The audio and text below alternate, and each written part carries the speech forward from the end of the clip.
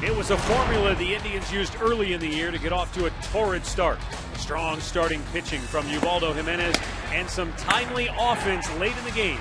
The result, a 2-1 win over the Royals. Tonight, they'll look for more of the same as Fausto Carmona looks to continue his stellar second-half pitching next on Sports Time Ohio. Another beautiful night in downtown Cleveland as the Indians continue their three-game series against division rival Kansas City.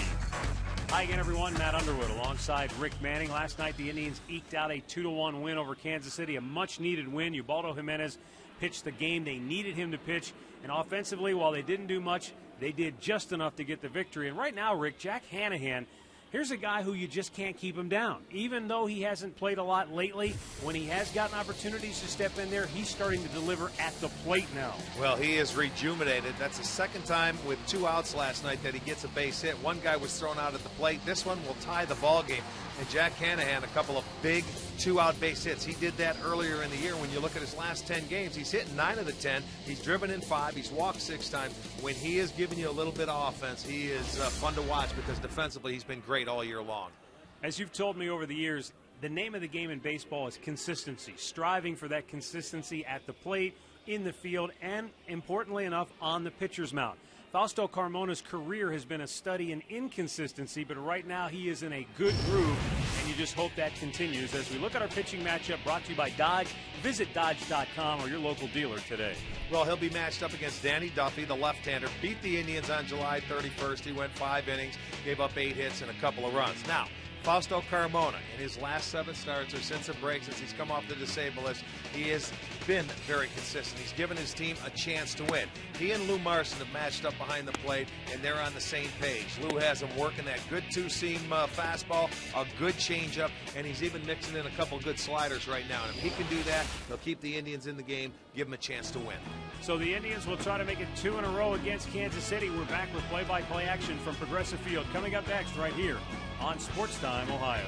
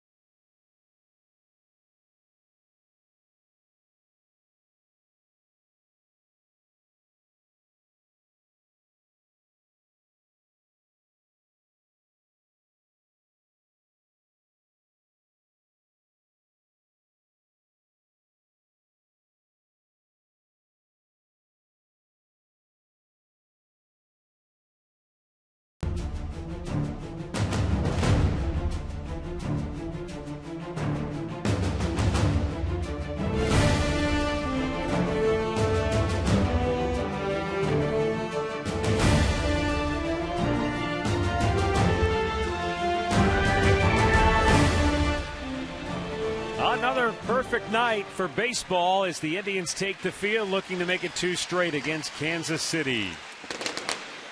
Fausto Carmona on the hill for the Indians tonight looking for his 7th win of the year. And let's take a look right now at Ned Yost starting 9 for Kansas City. And for the Royals, Alex Gordon in the leadoff spot was 0 for 4 with 3 strikeouts last night. Melky Cabrera in the 2-hole, followed by Billy Butler. Eric Hosmer a homer in last night's game hitting cleanup. Then Jeff Francoeur hit his 40th double. Mike Moustakas hitting 6th.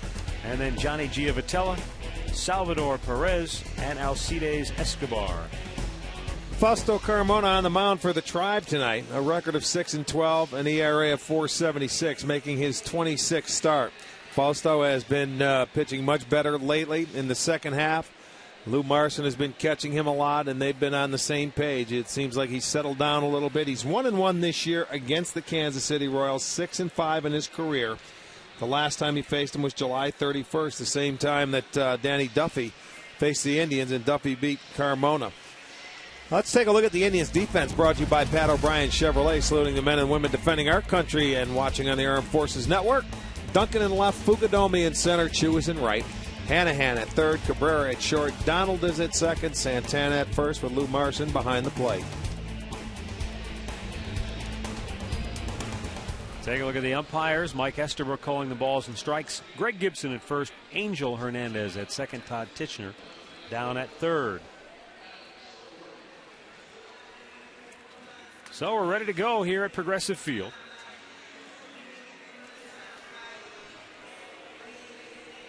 Indians looking to move above the 500 mark. They've won 9 of 13 this year against Kansas City.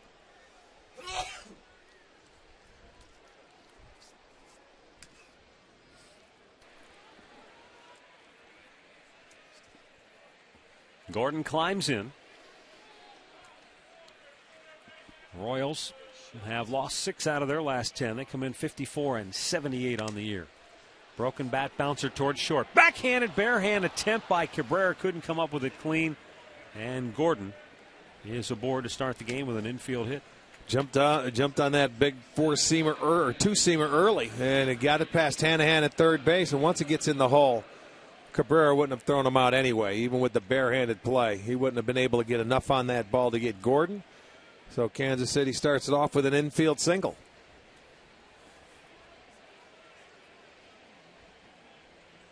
Going to bring up Melky Cabrera, who was 1 for 3 in last night's game.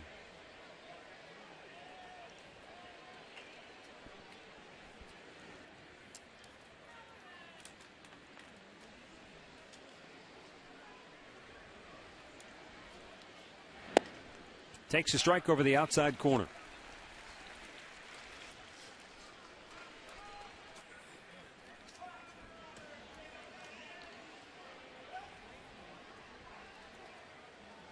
Cabrera 5 hits in his last 17 at-bats.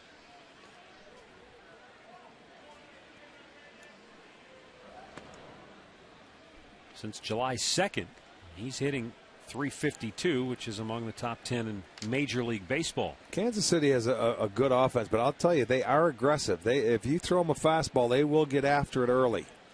They don't care. They're not looking for location. They may be looking for that first pitch, number one. They get it, they get after it. Fouled back 0-2 the count. Ned Yost's club has played well offensively. Pitching has been their Achilles heel all season long, and they got a great start last night from Felipe Polino, but he was outpitched in the sense by Ubaldo Jimenez. You're right. When they get a game pitched like they did last night, it's tough to give it up because normally they're going to score enough runs to get a win in that situation. Well, last night stopped a streak. They had given up 4 runs or more in 12 straight games, which was the longest current streak in baseball, but that was stopped last night, and yet it still didn't get them a win. As the Indians came from behind to beat the Royals 2-1. They're aggressive on the bases as well. They lead the league in stolen bases with 124. A little bit low, 1-2. And we witnessed that because we played Kansas City a lot early in the year, but they were off and running right out of the gates. Ned Yost, it was like a track meet early. Remember that? And they haven't stopped. Even though they have been thrown out 49 times, which is the second most in the league, they still, that's all part of their game plan. Cabrera chops it towards second. Donald had to wait back on it. They'll get the force at second. And Cabrera aboard on the fielder's choice. No chance to turn 2 there, but Cabrera, you could tell he was out front and just beat that into the ground. Well, the one thing you see Fausto goes down there with changeup, and he gets Cabrera to has them lunging out in front on the ball, couldn't get much on it. That's why they're not going to turn the double play, so you just get your lead runner, but it was a good pitch by Fausto. Now Billy Butler, the Royals DH, 0 for 3 last night.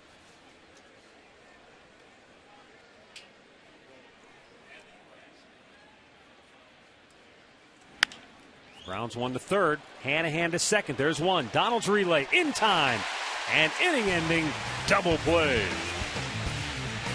Indians coming to bat when we come back.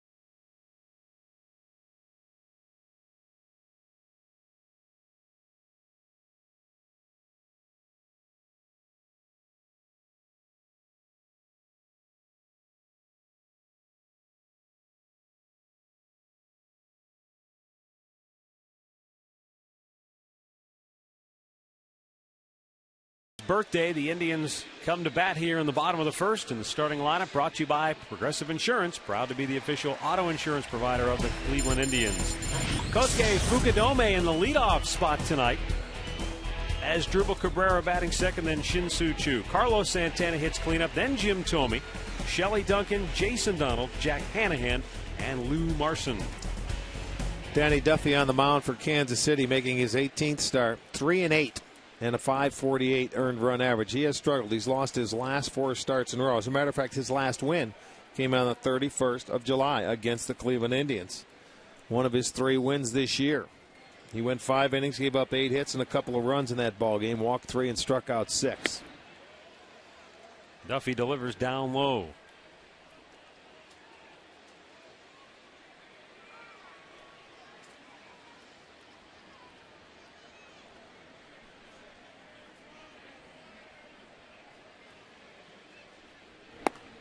Fastball missed outside.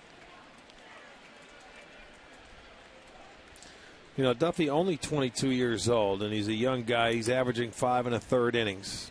He can get the strikeout, but he can also walk you as well.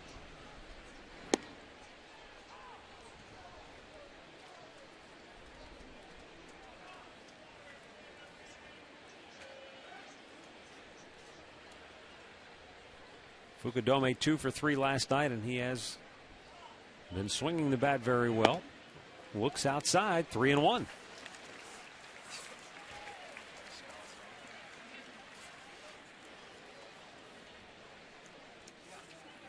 Fukudome 7 for 19 on this homestand. Full count. Well, you see the patience right there. They're going to make this guy. I think their game plan coming in is they're going to make him throw strikes.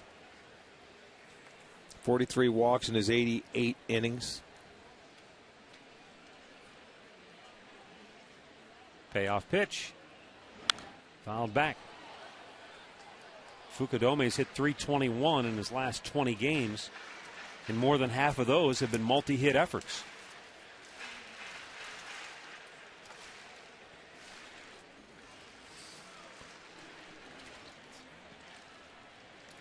Now Duffy's 3-2 again. Is low, ball 4. Fukudome draws the leadoff walk. Take a look at the Kansas City Home Depot defensive lineup tonight. Gordon in left, Cabrera in center, and Francoeur in right. And they all have great throwing arms. Mustakas at third, Escobar back at short. Giavotella is at second. Hosmer is at first with Perez behind the plate. More savings, more doing. That's the power of Home Depot.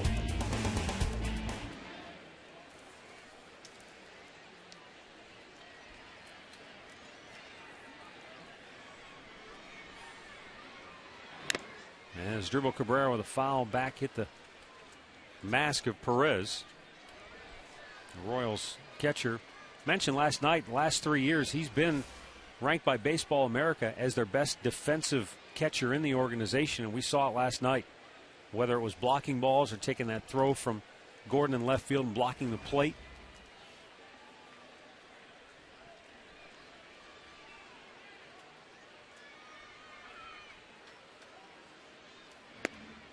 A little bit outside, 1-1. Because of the walks, Duffy has had a tough time getting deep into ball games, even though he goes right around 100 pitches every time out. But he's gone past the fifth just 9 times in his 17 starts. That's what happens. He throws too many balls. He goes deep into too many counts. And when you're a young pitcher, his secondary pitches, he's not consistent enough, so he will go deep to a lot of hitters, like a lot of young pitchers.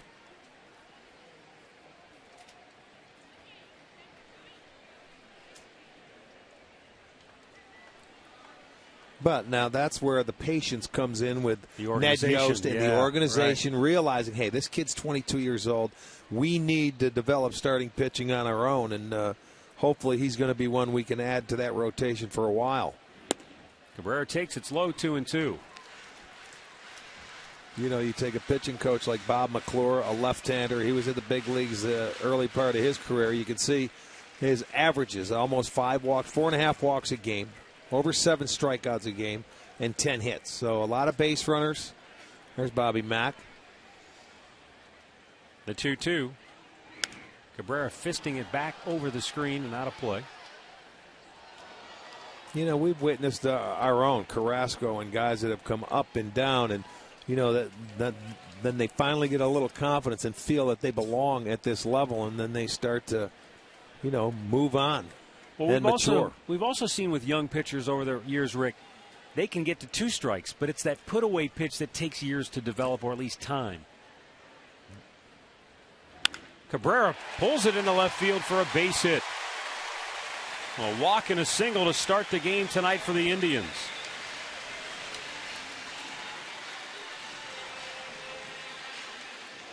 Well, he goes out and picks this ball. This is a good job of hitting by Asdrubal. Look at that good location. Changeup out over the plate. But look he was fooled. Kept his hands back enough to at least keep the barrel head of the bat back, and he pulls it to left field. So the first hit, and the Indians off to a good start this inning.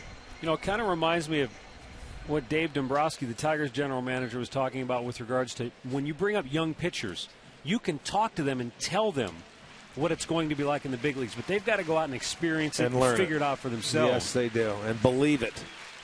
They got to get rocked a couple times and see it for themselves. Because in the minor leagues, even at AAA, hitters might chase that pitch that's just off the plate. Up here, they spit on it, they don't, and all of a sudden now that pitcher's going, whoa, he didn't swing at that pitch. Especially against a team that you're going to face a lot of times, in your division. You're going to have to make adjustments as well as the hitters that will be facing you. Now Chu finds himself in an 0-2 hole, and Perez going to go out for a brief chat. He had Cabrera down in the count, but Asdrubal able to work it back to even, and then gets the base hit to left field. Well, you were talking about young pitchers trying to find a way to put away hitters. They also got to try and stop big innings. Where you get to 2 outs and you got to get that third out in the inning, and once they score, you got to minimize damage. Chu hoping to inflict some damage here, but he strikes out. 1 down in the first.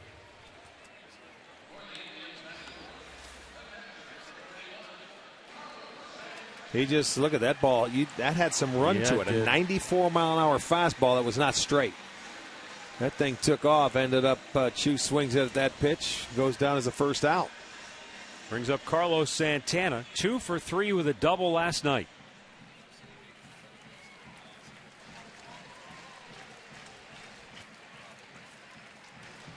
Santana in his last 20 games batting over 300 with 15 runs driven in. He's been very good from the right side of the plate as well, so beware left-handers.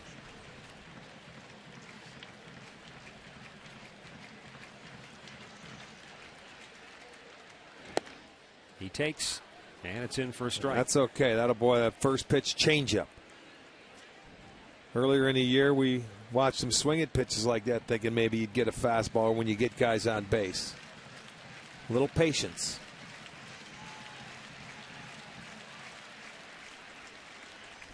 Duffy delivers and caught the outside corner. Santana didn't like it. Well, he did not like that pitch, and I'll tell you, let's check it out on our Time Warner Cable pitch tracker and see what you think at home. Santana says, no, I don't like that, to Mike Estabrook. And if it was a strike, it had to be a perfect one on the outside corner, but as a hitter, you're not going to do much with it. So after a walk and a hit, he's gone 0-2 counts to the next two hitters. Put away Chu with the third pitch. Santana fouls it out of play to stay alive.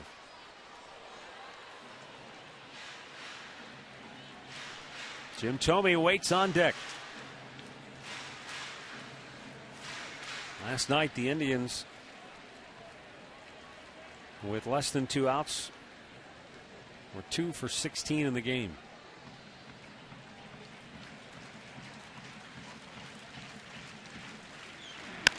Up the middle, right to the second baseman. Giavotella goes to Escobar. On to first, an inning-ending double play. No score after 1.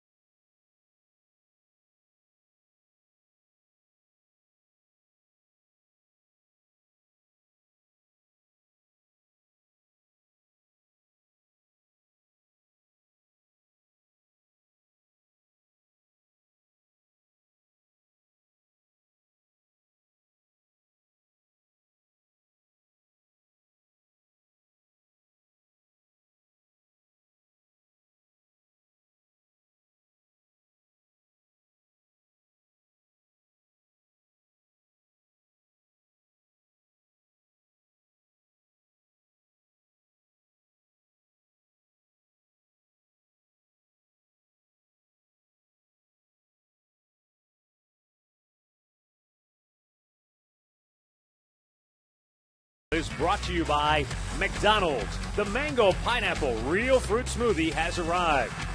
By your Northern Ohio Toyota dealers. And by AT&T.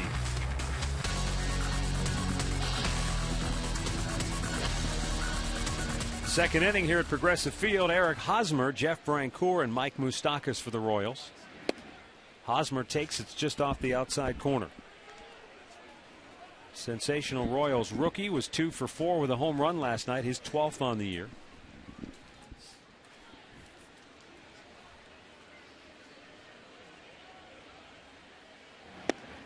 And a good pitch by Carmona to come back and even the count.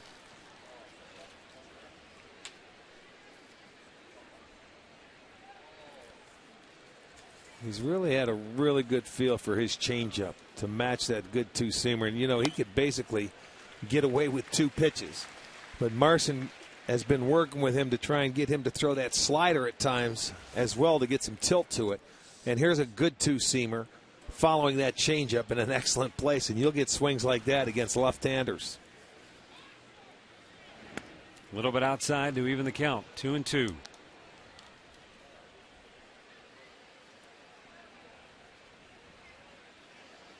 he's not powering his way through or, trying to just maximize 110% every time he throws the baseball. He's settled down. He's been much more in control. Lines it right to Hanahan, one away.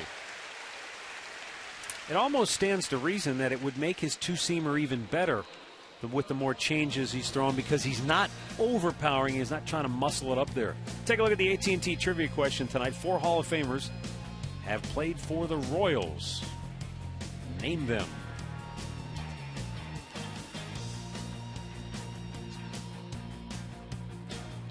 We'll have the answer coming up later in the game. Here's Jeff Francoeur. Picked up his 40th double of the year.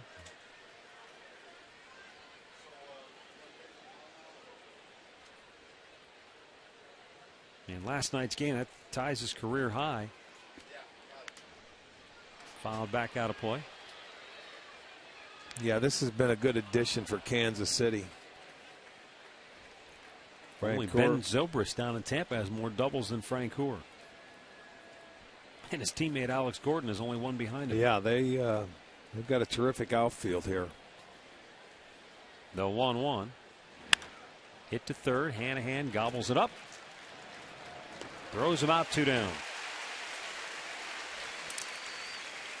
Well, the Indians are going to take on the Oakland A's in a 4-game series. That'll be starting Monday after Kansas City leaves town. And now, starting at just $8, get your tickets. Visit Indians.com, or you can call 216-420-HITS. And that'll end this homestand. 4-gamer. We go away for 3 quick ones in Kansas City and come right back and play Detroit for 3.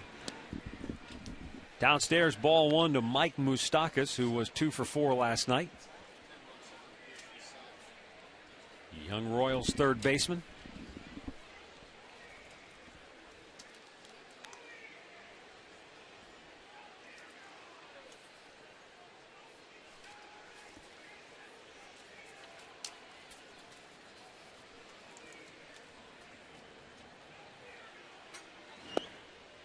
Lays off, but it's a called strike to even the count.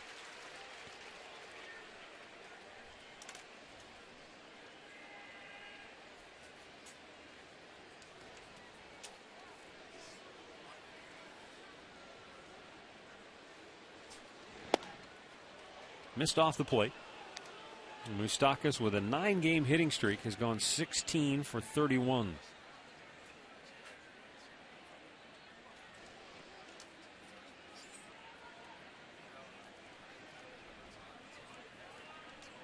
And the 2-1 delivery is chopped toward first. Backhanded by Santana. Long flip. Carmona's there. And a 1-2-3 second inning for the Indians right-hander.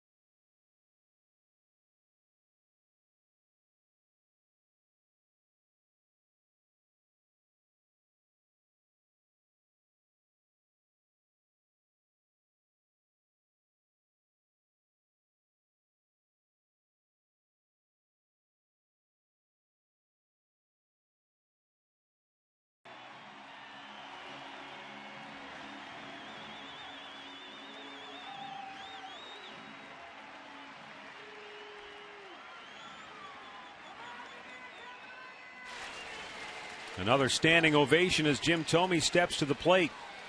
This is his 5th at bat since coming back, and it's the 4th time he's led off an inning. Checks on a ball in the dirt.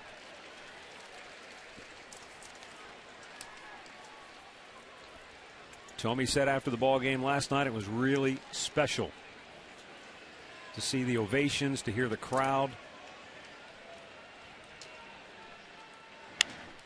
Fouls that out of play, and it's 1-1.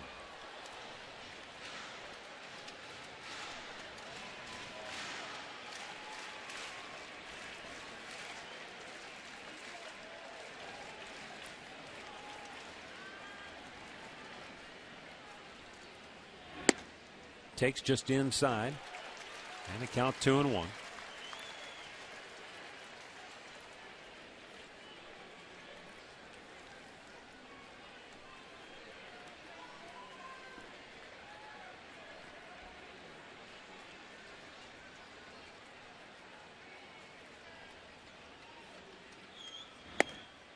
Called a strike just over the outside part of the plate. Evens the count at 2-2.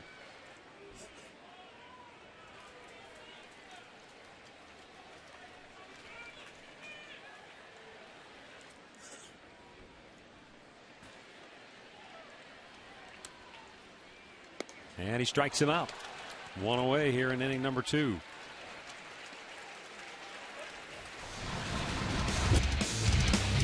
Our great clip of the game. Let's go back to this date in 1997 when the Indians rolled up their socks out in Anaheim. In honor of Jim Thome, who did not play in this game, and yet they waylaid the Angels. I remember that. I do remember that game. Relax, you're at Great Clips. Came out with the video at the end of that year's success. Yep. It really served as a team unifying event. Shelley Duncan was 1 for 3 last night.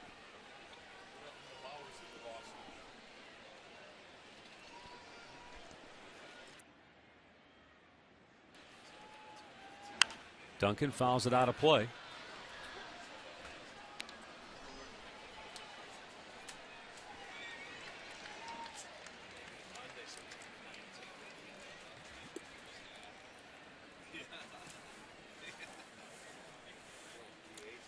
Shelley with a 4-game hitting streak, going 7 for his last 15. And it's up high, 1-1.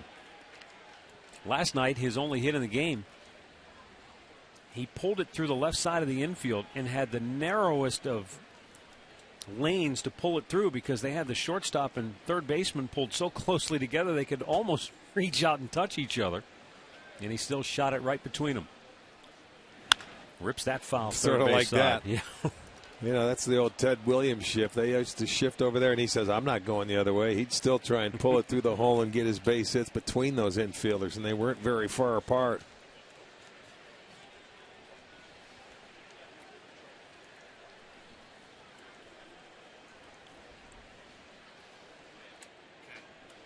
Royals do still employ the outfield shift for Duncan, with the left fielder Gordon pulled all the way over toward the line and Cabrera all the way over into left center. Down low, 2-2. There you see that outfield shift.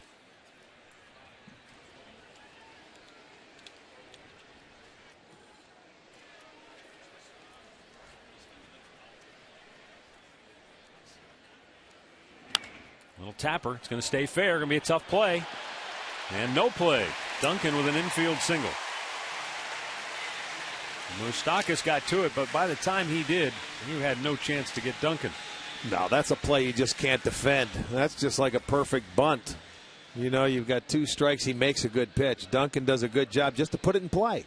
That's why we say good things happen when you can put a ball in play every now and then, and there's a good time. Right there, it stays on the infield. He gets an infield single. Boy, those are ones you take when you're hitters. You're saying, boy, I like that, especially your first at bat. Give you a little confidence. Here is Jason Donald. 3 hits in his last 9 at-bats.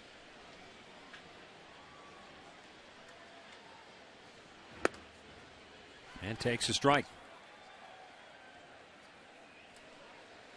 Donald has gone 7 for 21, a .333 average against lefties since the call-up.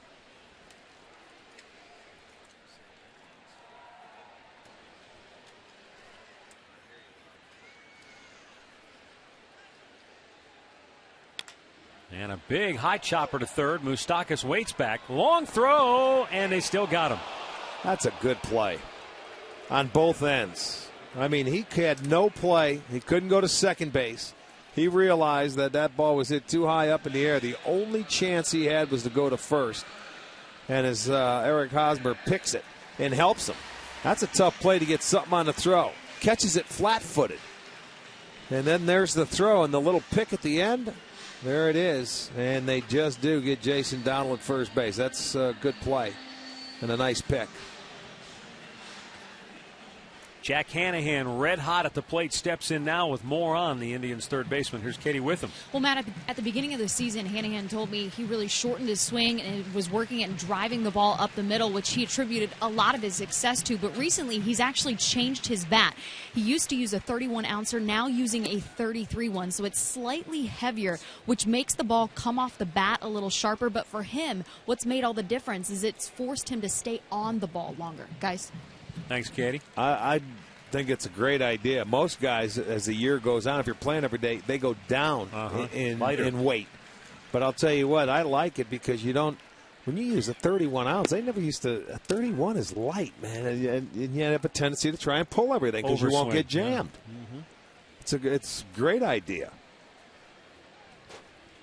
You get a couple ounces, it may not seem like a lot, but it certainly is. Eddie Murray used to be the hitting coach that tried to get a lot of the guys swing a heavier bat. You know, sometimes where you won't overswing. And back when Eddie was here, the one guy that did do it was the littlest guy on the team, Coco Crisp, who used the heaviest bat.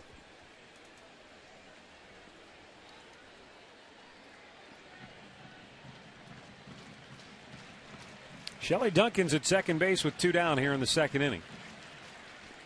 2-1 to Hanahan. A little bit low.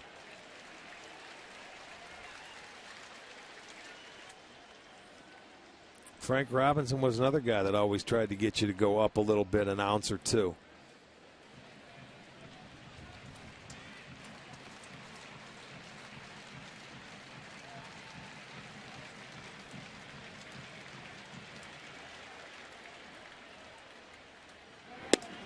Is there some resistance to that because the fear is you won't be able to get around on the fastball? I guess for some hitters, yeah. I mean, I think nowadays with the light bats, they figure bat speed creates better bat speed and you're going to hit the ball farther, but you end up being out in front. That's why I think so many of the bats shatter nowadays.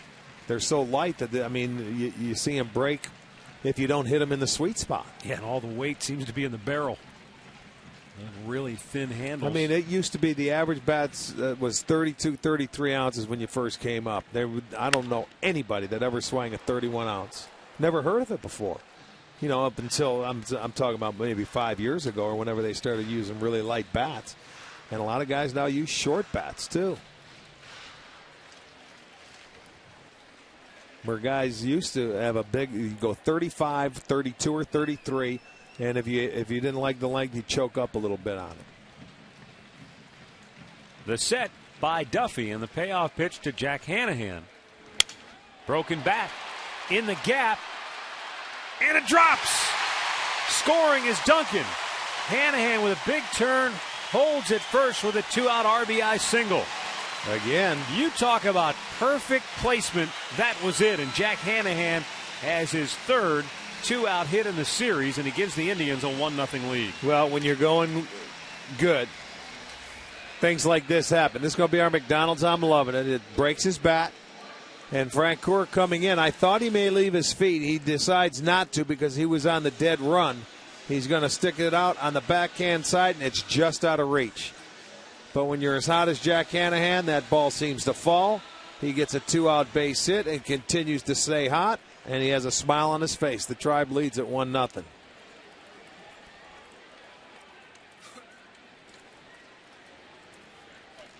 Here's Lou Marson, looks at a ball down low.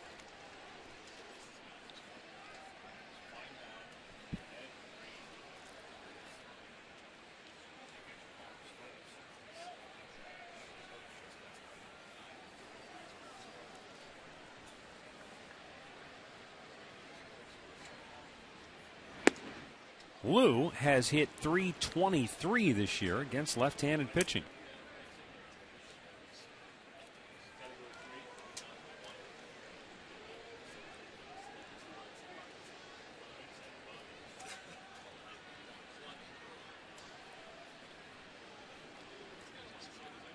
And the 1-1 bounced in there, and another good block by Perez.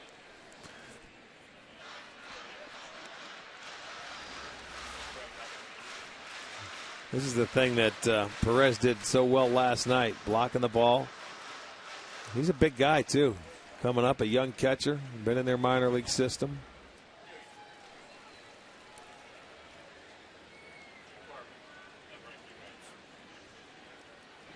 And Lou swings through it.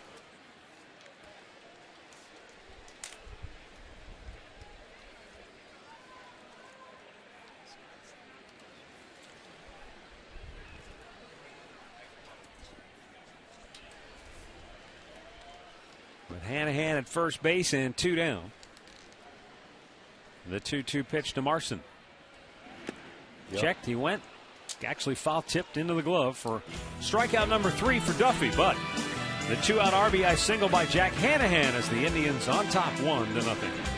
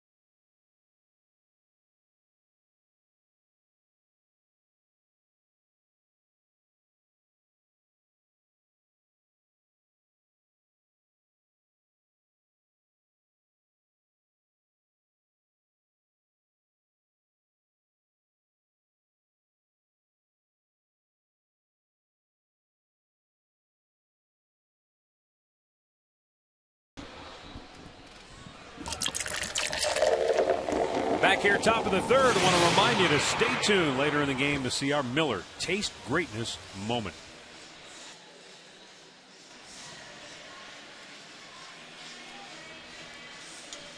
The Indians on top 1-0.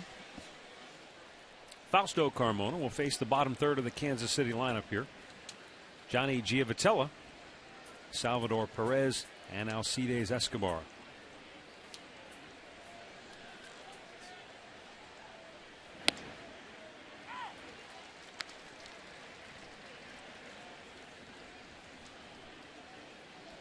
Giavotella 1 for 3 last night.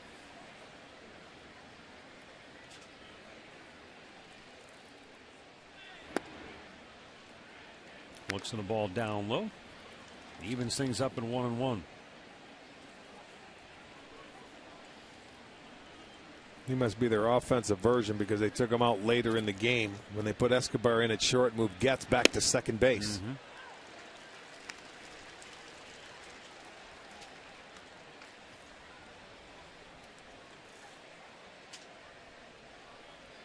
Kind of like the Mike Aviles situation where he was their offensive second baseman. Or third baseman or wherever they played him. Fouled away. 1-2.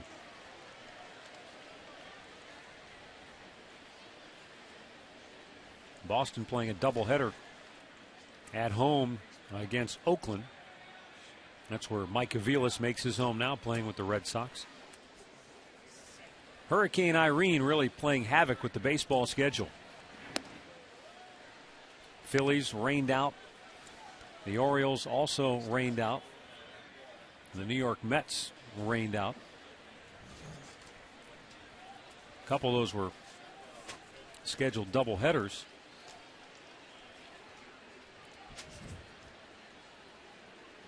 Swing and a miss. Carmona gets his first strikeout. Let's check in once again tonight with Katie Witham. Well, Matt, Rick, the Tribe in the hunt for the playoffs. The Indians have something cool for their fans. You can register online now for your chance at getting playoff tickets for the Division Series, the ALCS, also the World Series. All you have to do is go online right now to Indians.com/postseason. All the information's there, guys. Thanks, Katie. Here is Salvador Perez. Looks at a ball down low.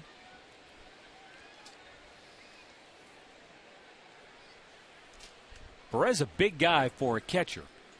He's not quite cut out of the Sandy Alomar mode, or Sandy's 6'5", but at 6'3", pretty big dude for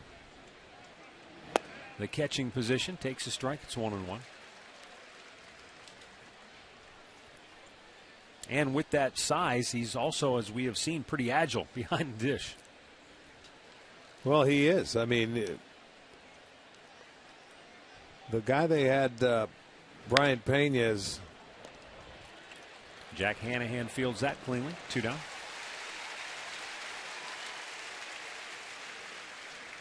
Take a quick look at the minor league report tonight, brought to you by Kia. Corey Kluber last night, tough luck loser, going 7 innings, striking out 7, but gave up 2 runs in a 2-1 loss.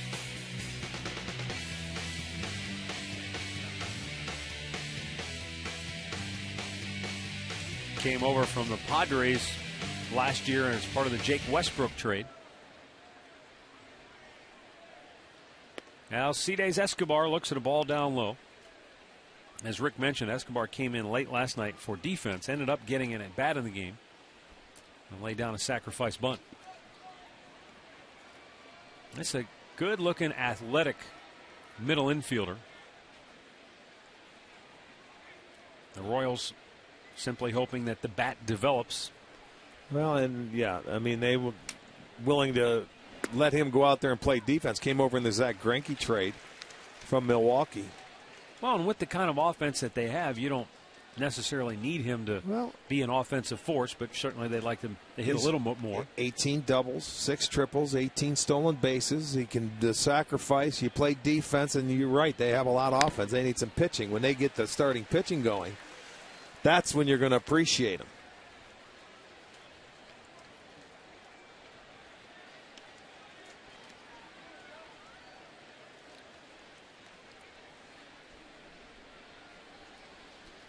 Two down, bases empty, and a 1-2 count. Swing and a miss, and Carmona strikes out a pair here in the 3rd, and the Royals go 1-2-3.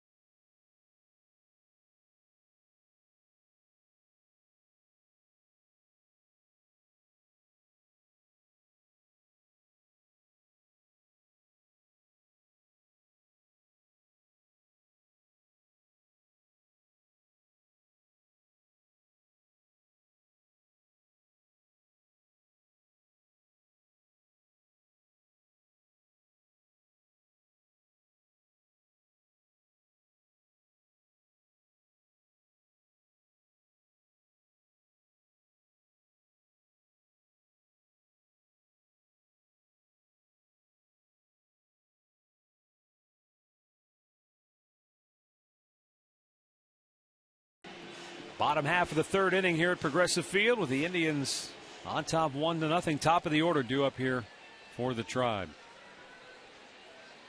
Danny Duffy, 44 pitches through the first 2 frames.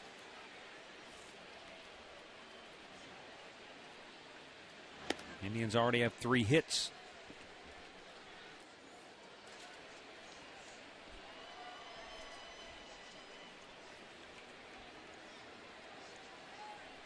Kosuke Fukudome with a good at bat his first time up, drew a walk. Takes a strike to even the count. Yeah, 3 hits through the first time through the lineup, and that's normally when Duffy is pretty tough on offense. 244 batting average. Then the rest of the way through, it goes up to 324 after that first time. So there's a nice little breaking ball. Just missed with it, 2-1.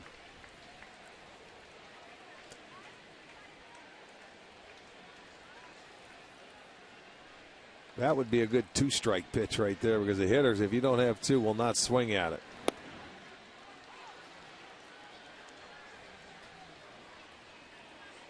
Two balls and 2 strikes.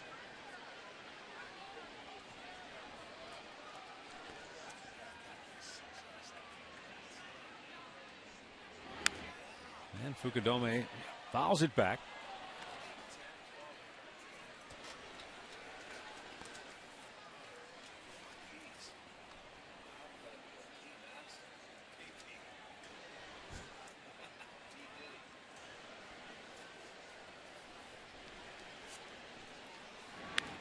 Another foul by Fukudome keeps it a 2-2 count.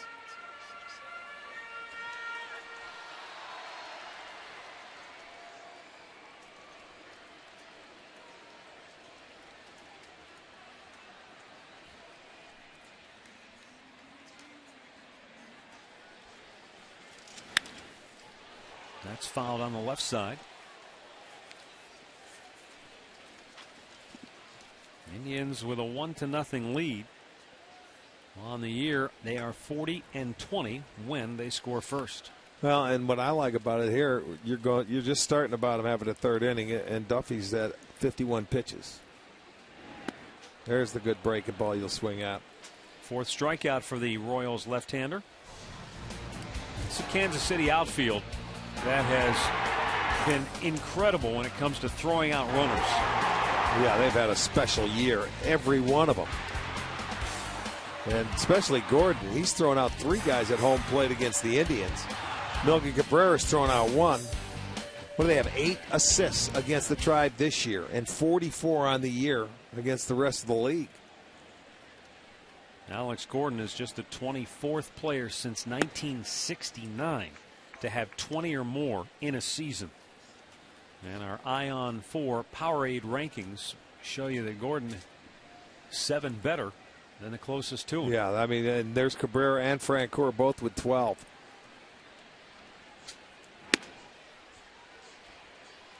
Two balls and no strikes. I mean, and they play in a spacious ballpark out in Kansas City where you have to play a little bit deeper. So those arms, you've got to keep your eye on them. And I know Steve Smith is certainly one guy that has. Popped him up on the infield. Escobar, the shortstop, takes care of that. 2 down.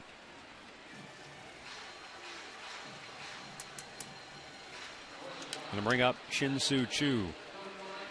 I mean, you talk about the outfield assists. You look at our ball club, they have 18 as a team, and this guy walking into the batter's box has 9 of them. Choo. You know, you go and you watch outfield play, you may have 1 guy throw, because throwing now is a lost art. I mean, where guys just don't throw like they used to. This is the one. He's right up there in their league. He can throw with anybody. Well, the amazing thing about Choo and with this Royals outfield is that teams will continue to test them. Well, and they'll continue to get thrown out. Which is a good thing. I mean, but you have to. You have to put pressure on the defense. And there are certain situations where you do have to be aggressive and force them to make the good throw. 2 outs like that last night in that situation, and Hanahan gets a base hit. The Indians are struggling. You have to send your runner there. You've got to force that guy to make a 1-hop throw to home plate, and if he does, you tip your cap. And you know what? They've had to do it to this guy 3 times this year at home plate. The 1-1. Chu lifts one in the air. Shallow center. Cabrera coming in.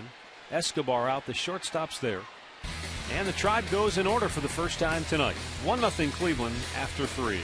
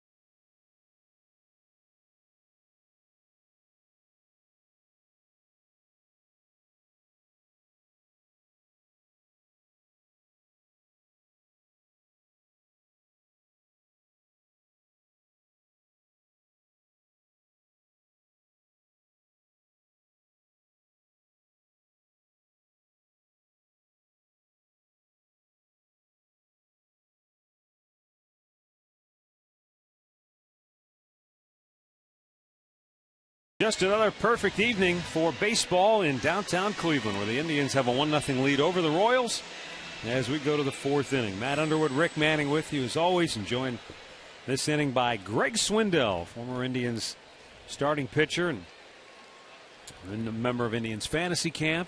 How about that? Yeah. That's a lot of fun. You do a great job at fantasy camp. let's not go there. He does? What's he do? Well, look good in the uniform. There we go. Well, you're happy to get out of Texas, aren't you? To come here and cool off a little bit. Arch, I'm telling you, man. It's 100 degrees or more the past, 70 days this year. So I almost brought my sweatshirt and parka with me up here. I knew it was going to be in the 70s. This feels pretty good. Gordon jolts one to center field. Fukudome fires it in. But Alex Gordon now 2 for 2 on the night. I don't want to say anything double. about the left-handed pitchers we have. Bales came up last night. As soon as he walked in, Hosmer hit a solo shot. You walked in here, and what happens? Gordon hits a double. Hey, me and Scotty, we got a lot of hits in us. We gave up plenty in this city. But Bales knuckled down, only gave up the 1 run that inning. Okay. All right, let's see what happens. Well, Gordon right there, he comes up, and he's going to get his 40th double. We talked about Frank Coeur having it. So I've been hearing all this Scotty Bales talk. He must have did a pretty good job on here last night. What did you think, Matt? I'll let you go first. fine. He did okay. fine. He Yeah. held his own. Yes, he did. I feel a lot of pressure on me tonight from the fans that have talked to him here this evening. Fly ball to center. Fukudome will make the grab for out number 1. Well, I know you don't remember every game you played in. Right.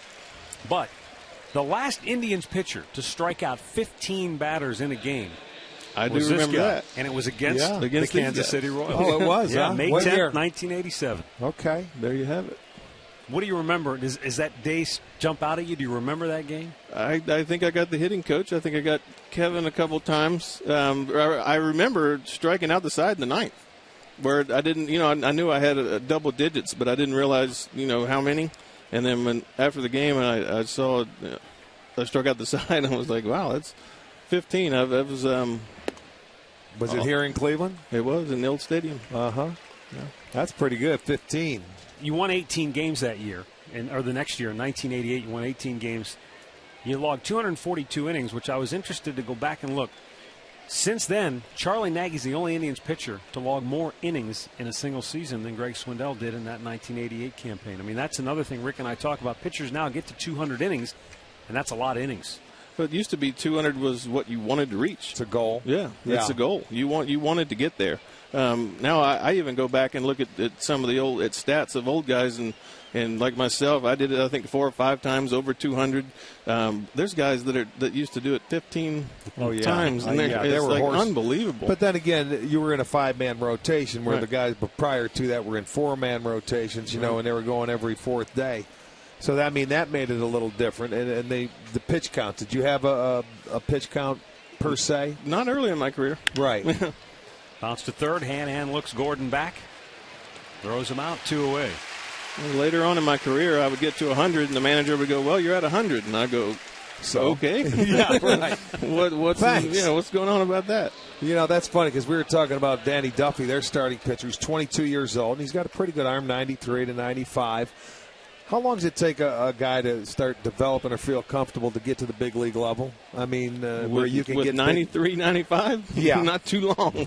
Well, I know, but I'm saying where you believe you can win, because he's struggling right now with a team. And it's really, you'll be out there, and it will be one certain pitch or one certain inning where you'll go through it and realize, wow, I felt it right there. I remember certain seasons where you just didn't feel right. And you would strike a guy out, and you could see the ball come out of your hand, and you could feel it, like, all right, I'm getting locked in here. And that's what sometimes these young kids, like a Duffy. I mean, you're going to get to that point, and then the confidence will just start to build. Rick and I talked before about consistency is the goal for every pitcher, whether it's a hitter, fielder, or a pitcher. And it's something that Fausto Carmona has dealt with this year. He's had bouts where he's really struggled, but he's in such a great groove right now. When you're in that kind of a groove, you probably can't wait for that 5th day to come around. You can't. And it works both ways as far as either in a rut or in a groove. And it's 1 or 2 games that'll get you out of a bad season. But when you're going good, you want that ball every day, twice in a day if you could get it. Yeah. And then you go out and you have a rough outing, and then you're saying you can't wait to go back out there again. I mean, that seems like 10 days before you pitch again when you want to go out and pitch well. And sometimes you wish it was 10 days. Yeah. Well, there goes a 2-out base hit. Eric Hosmer, a good young hitter, comes back and ties this ball game up for Kansas City. So a pair of 2-out hits. We are tied at 1. And now Jeff Francoeur, who grounded to third his first time up. I got here earlier today and was out on the field for some batting practice. I'm amazed because I haven't been around really a major league player. I've been in Arizona a little bit and around those guys and at fantasy camp with some of these major leaguers that wannabes, right? But the size of these guys. They're big, aren't they? Oh, my gosh. They're huge. I would be scared to pitch to some of them. Well, I know it. They are. I mean, they're bigger. They're faster. The kid that just got the hit, he's like 6'5". I know. And he's 20, 21? I don't know what they feed him nowadays.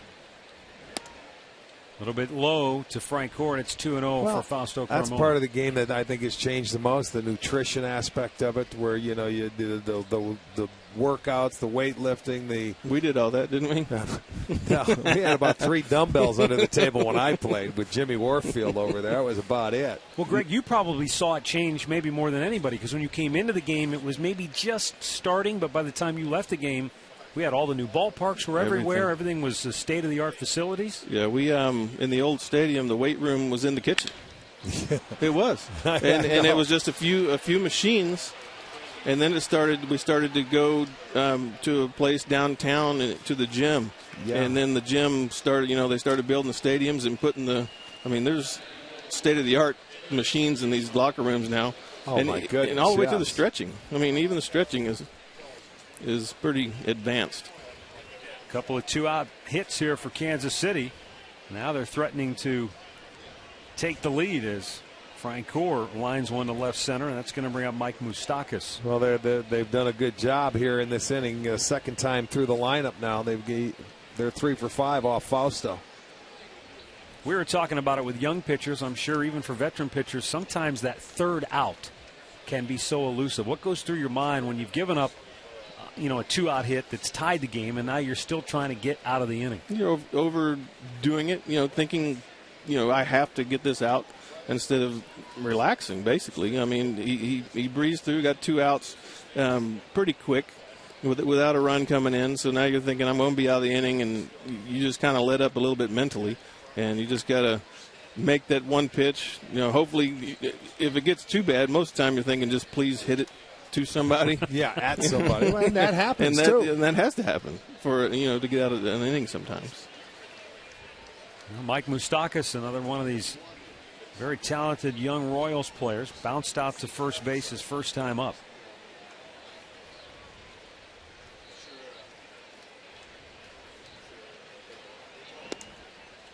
And a pitch in there for a strike to even the count at 1-1. You came in when, Corrales was the manager in '86, your first year, right?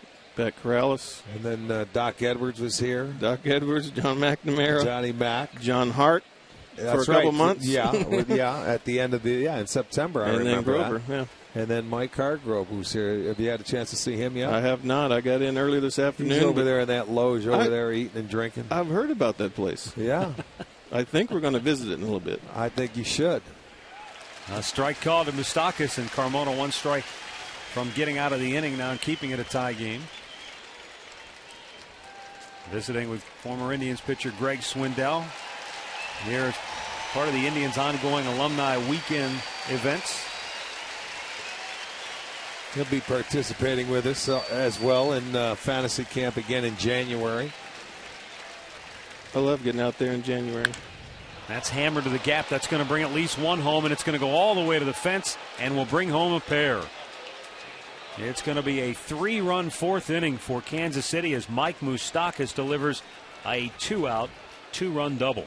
Well, they started the runner. Francoeur took off on the 1-2 pitch, figuring I'm going to try and steal a base. But I'll tell you, it looked like Fausto got a fastball upstairs, and Moustakas jumped all over it. And I mean hit it right into the gap. So this is the fourth hit in the inning. You see, it's right there, middle of the plate, and he took advantage of it. And there goes Francoeur. Once it hits the gap, there's no way you're going to stop him from scoring. So it's a 3-run inning, all coming with 2 outs against Fausto Carmona. And now Johnny Giavotella, who struck out his first time up.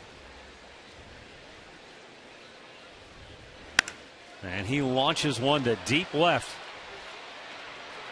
And Shelley Duncan hangs on as he crashes into the wall to end the inning. Nicely played by the Indians' left fielder to prevent any further damage. The Royals get 3 and now lead at 3-1.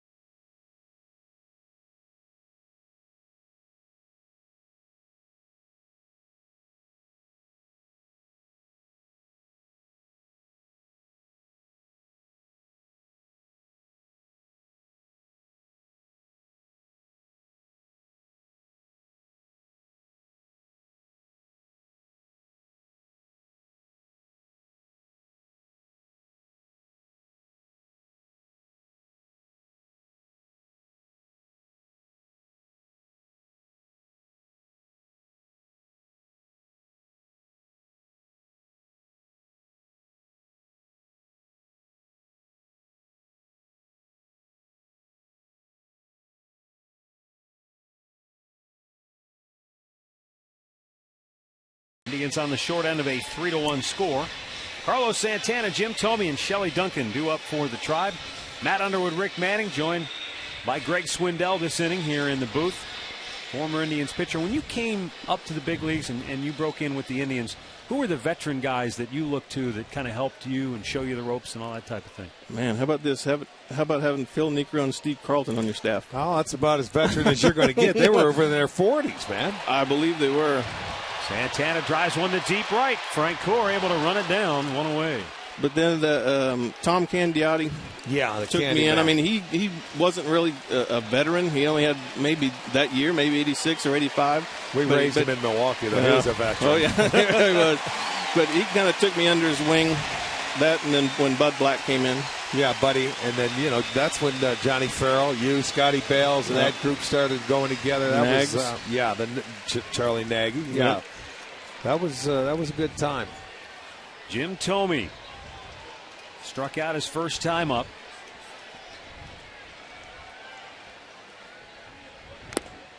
And a swing and a foul tip. It's got to be tough for him to.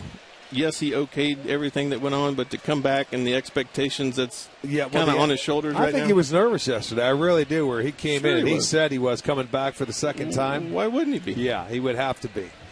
Gives you some jitters. You figure, you've been through it all. You've hit 600 homers, but still, this game still gives you a little flutter. Your first at bat doesn't matter if your first big league at bat or your 10,000. You're still going to be nervous when you get out there. Jim Thome with a 1-1 count. And Danny Duffy deals. Slow breaking ball misses.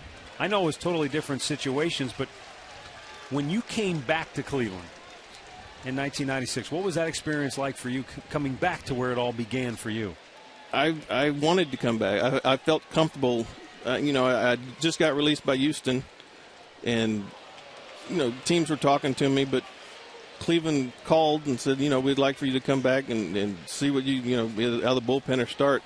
But this is where I felt comfortable. This is where I made my name, I guess, so to speak. I started here in Cleveland, and I just felt good with my decision coming back. And things didn't work out, but I felt good, with the fans and in the uniform. Do you look at that point in your career as almost where you reinvented yourself because you became a solid reliever and you pitched another, 5 years after that?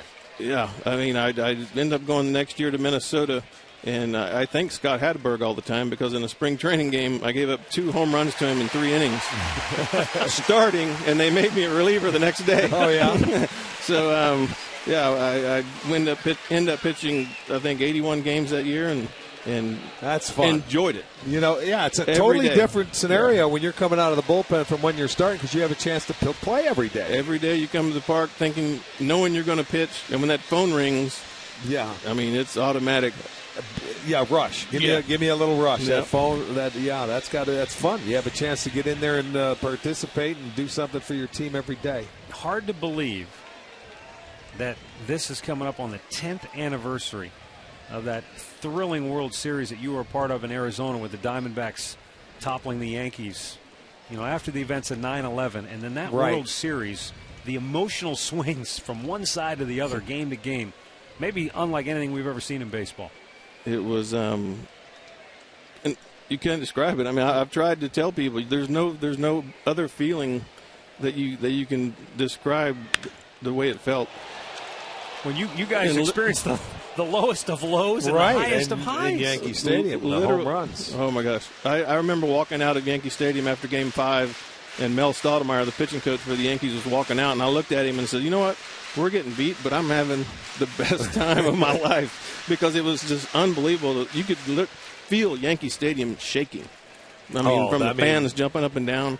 And, fortunately for us, we came back in Arizona and we won. And literally, you say the shift going back and forth in the 8th and 9th inning, the champagne was going back and forth, from locker room to locker room because they didn't know where to leave it. And it came down to the last, obviously the last Gonzo got the hit. So, that's champagne stayed on our side. Now, have you ever been to the new Yankee Stadium? Have not. Okay, it's very similar. It looks alike and everything, but I'll tell you what, the ghosts aren't in that building like the one you played in there.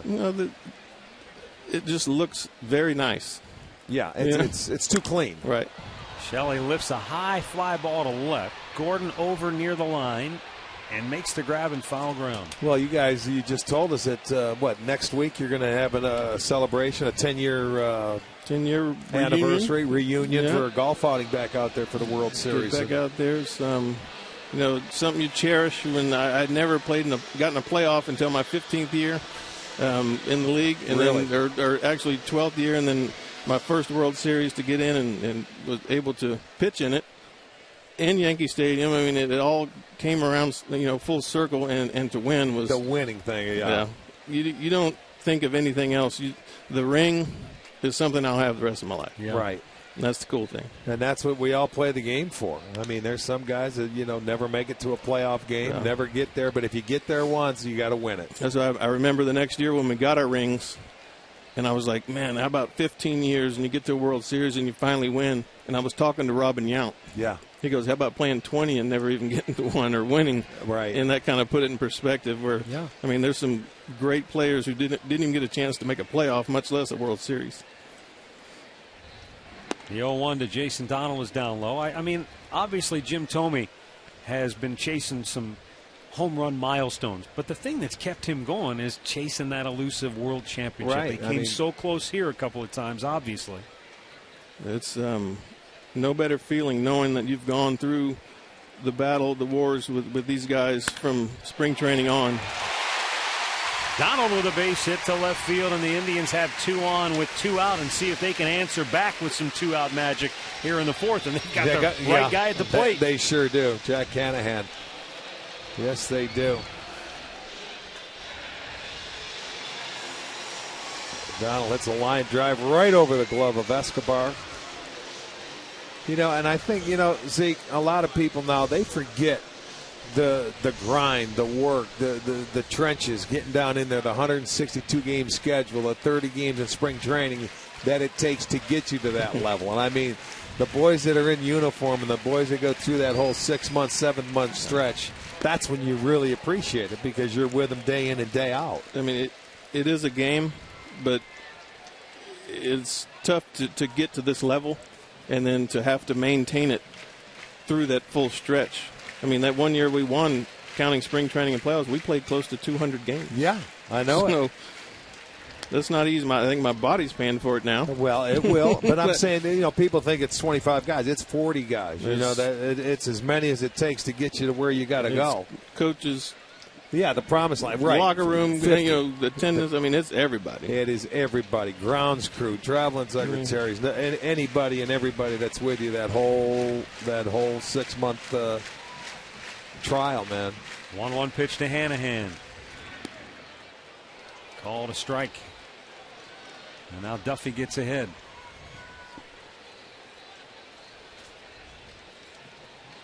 It was pretty cool being out during batting practice, and like I said, I've been out to Arizona, but BP, the roof's closed. Yeah, that's right. We're outdoors here. Couldn't have picked a better day either. Oh, when they'd asked me to come up to do this, I mean, I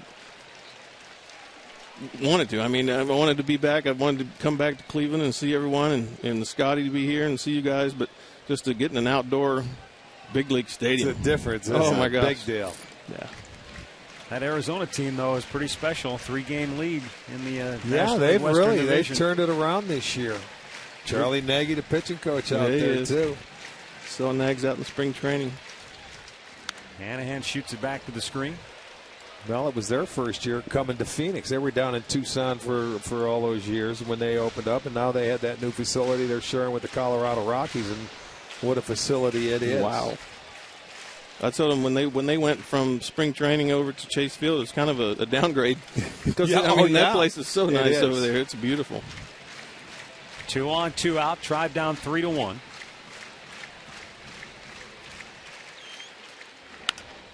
And that's slicing foul out of play.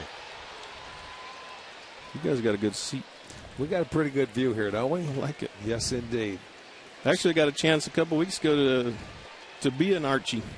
Oh, I heard you were doing some of the Little League World Series out in Williamson. How did that go? It was in Waco. Actually, right down the road in Waco.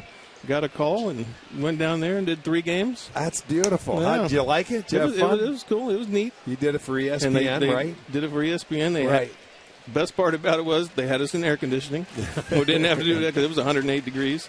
But Wow. it was a good time. My first real experience as an analyst during the game, and I really enjoyed it. You had to do a little homework for the kids because you don't know any of those I went kids, in on right? Friday. Right. We didn't do the telecast until the following Tuesday. Okay. Hanahan gets a hanger. Deep right field. Francoeur's out of room. It's off the wall. Scoring is Tomey. Here comes Jason Donald. We've got a tie game. Hanahan digging for third. He's in safely. A 2-out, 2-run triple. And Mr. 2-out hit continues his tear. Boy, this guy is on fire. And you talk about hitting with 2 outs. Had 2 hits last night with 2 outs. He has 2 tonight. And he picked himself a hanging breaking ball and gives it a ride. Just misses going out. There it is right there. Middle in. He loved it. He stayed back on it, waited on it nicely. Goes off the wall, and the Indians tie the ball game with 2 outs. Boy, just missed clearing the fence for a 3-run homer. I feel much better now. Yeah, see, we kept you here for the whole inning. Yeah. They put up 3, but they come back with 2. Bounced to short. Escobar with a little bobble, but he throws him out to end the inning. Zeke, great to catch up with you. Good luck down the road. Thank you, guys. Nice seeing you. Greg Swindell with us here tonight. Indians Royals all tied at 3 after 4.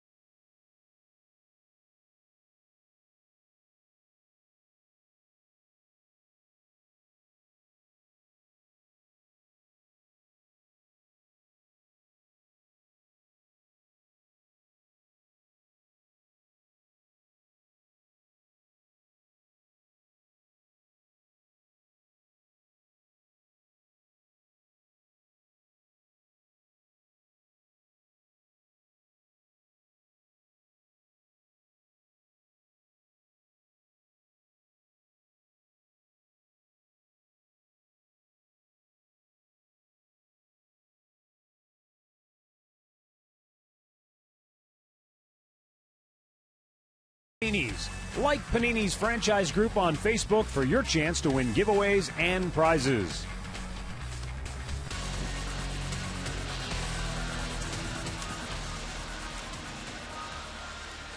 Three-hour score as we move along now to the 5th inning.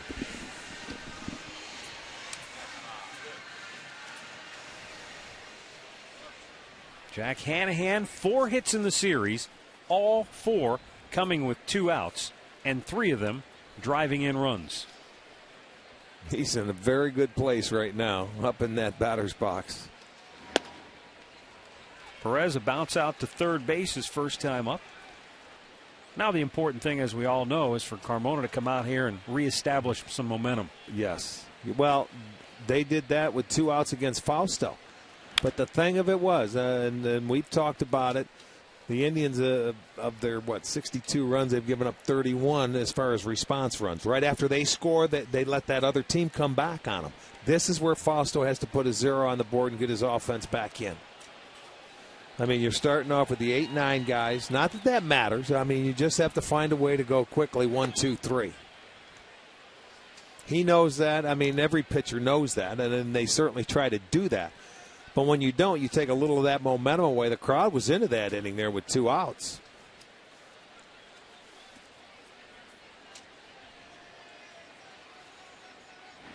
The 1-2, he just reached out and punched it into right field. And the Royals get their leadoff man aboard for the 3rd time tonight. Well, give Perez a little bit of credit there for hitting that. Looked like a little breaking ball out over the plate. And look where Martian's sitting. That ball wasn't even a strike. That ball was 6 inches outside, and he gets a base hit. There's nothing you can do to that. You tip your cap to the hitter on that one. That's the young hitter coming up, and that's what you have to do sometimes in the minor leagues. They'll go out and expand their strike zone. He does right there and gets a base knock. Alcides Escobar struck out his first time up.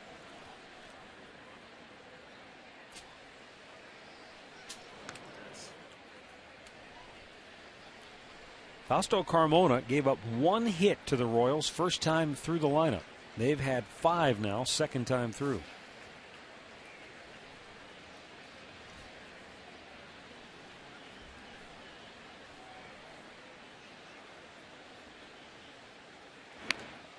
Bunts it foul, third base side. You know, for me, that was more of a bunt for a base hit for him than it was a sacrifice. We saw him sacrifice last night. He squared around. That one, you know, he didn't really give himself up. He was trying to maybe just lay one down the line. If he gets the runners over, fine. Now you got to be careful because Ned Yost will start the runner and try a hit and run here.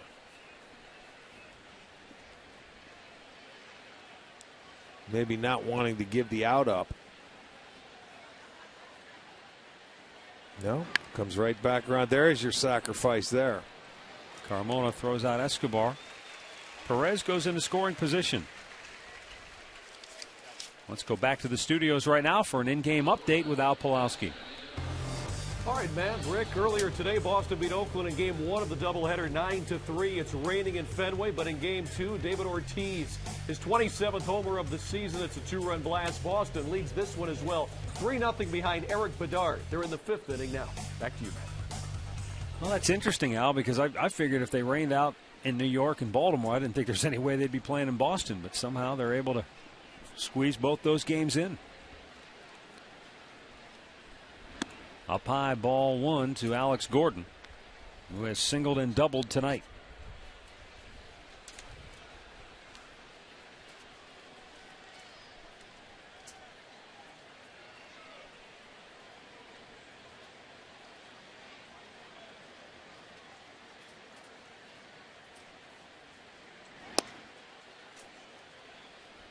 Two 2-0 the count on Gordon.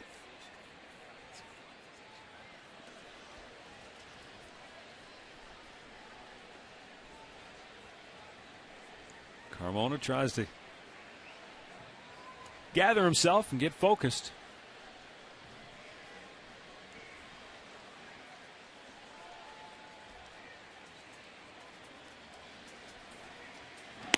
And he missed 3-0.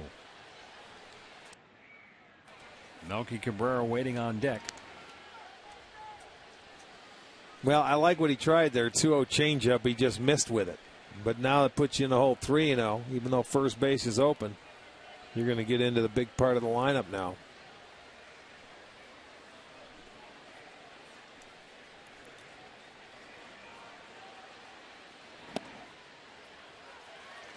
Call to strike, 3-1. Over in the National League, Milwaukee leads the Chicago Cubs 5-1. They're in the 4th inning. How about Milwaukee? They've won 25 of their last 30. Scary.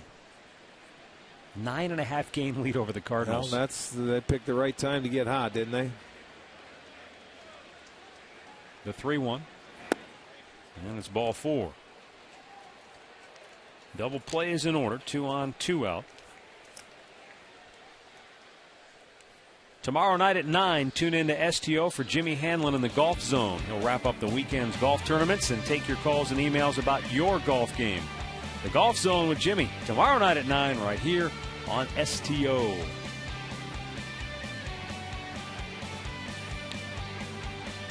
Nick Hagedorn just called up yesterday from AAA Columbus, is getting loose now in the Indians bullpen. Left-hander was part of the trade package from the Red Sox in the Victor Martinez deal.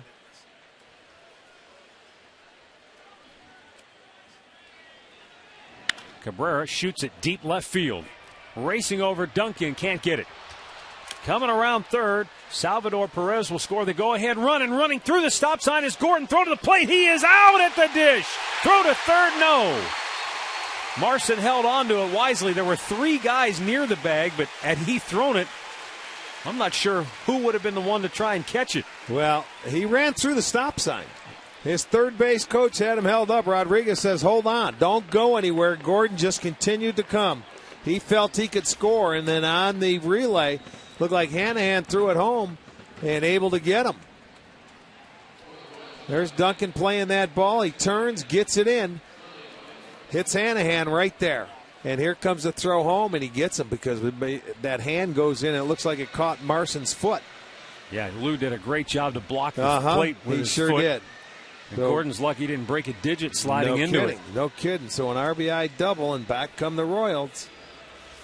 You know, and it looks like Duncan, actually, you're supposed to hit your shortstop, but it was right there over Cabrera's head, and that's right where Hanahan was. And you can see his hand did go in there, that left hand, and he was out. That's why you tell guys, go in feet first. I mean, you got a better chance of kicking that guy with the shin guard over. So now we'll see if Fausto can get out of this with 2 outs. They catch a break right there. Ran through the stop sign. But Kansas City does come back and add on. Billy Butler 0 for 2.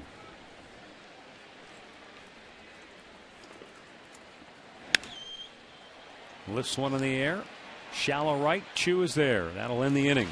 Royals come back, though, and take the lead 4-3, middle of the 5th.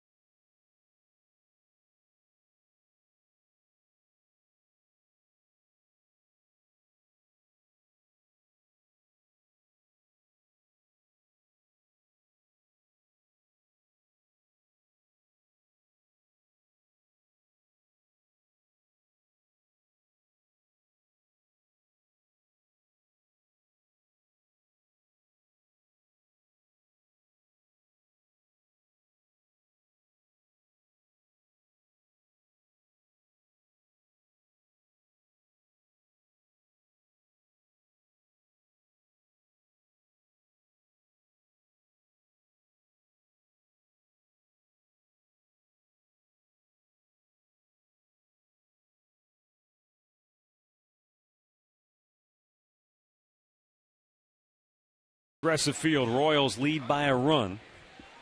Top of the order for the Tribe here. You see Manny Acta talking to Shin-Soo Choo. You wonder if that back is not bothering him. Well, it certainly looks like it. We did see Lonnie over there talking with Manny Acta.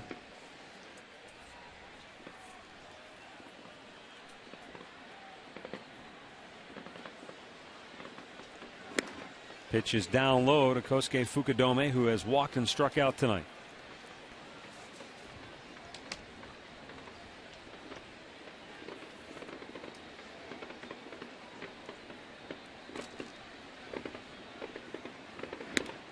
He's stepping in. 2-1.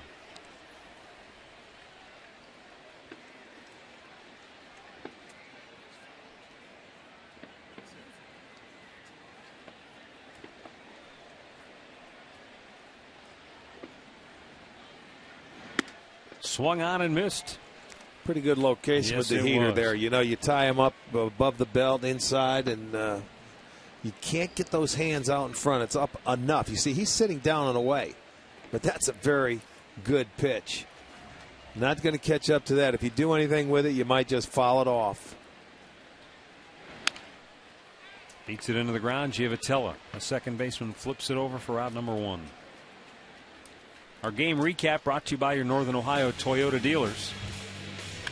Kansas City's Mike Moustakas with a 2-run double to put the Royals on top 3-1 in the top of the 4th. But in the bottom of the 4th, Jack Hanahan with a 2-out, 2-run triple ties the game. But unfortunately, the Royals come right back, and Melky Cabrera's RBI double puts Kansas City ahead 4-3. They throw out a potential runner at the dish. Find out about more than 30 Toyota offers available now at buyatoyota.com. As Dribble Cabrera 1 for 2 with a base hit. Yeah, and it looks like Chu's going to be out of there because I see Carrera on deck. Yep. So that's not a good sign.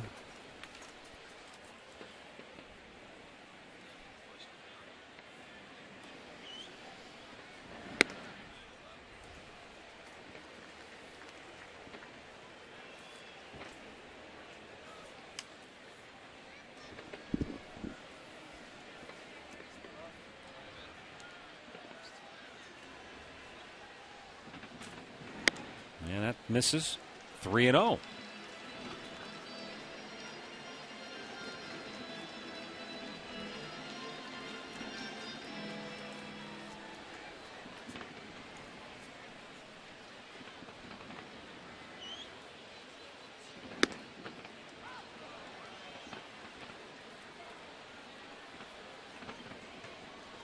One out here in the 5th, and this next pitch will be number 90 on the night for Duffy.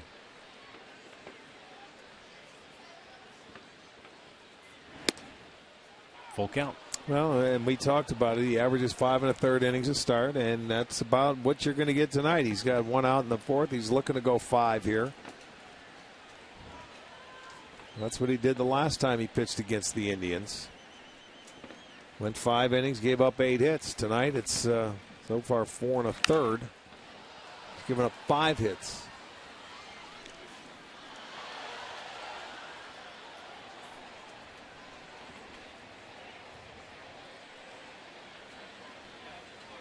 Cabrera with Ezekiel Carrera on deck to hit for Shin-Soo Choo. As Bob McClure, the Royals pitching coach, looks on. The 3-2 to Cabrera. Popped him up. Foul and out of play.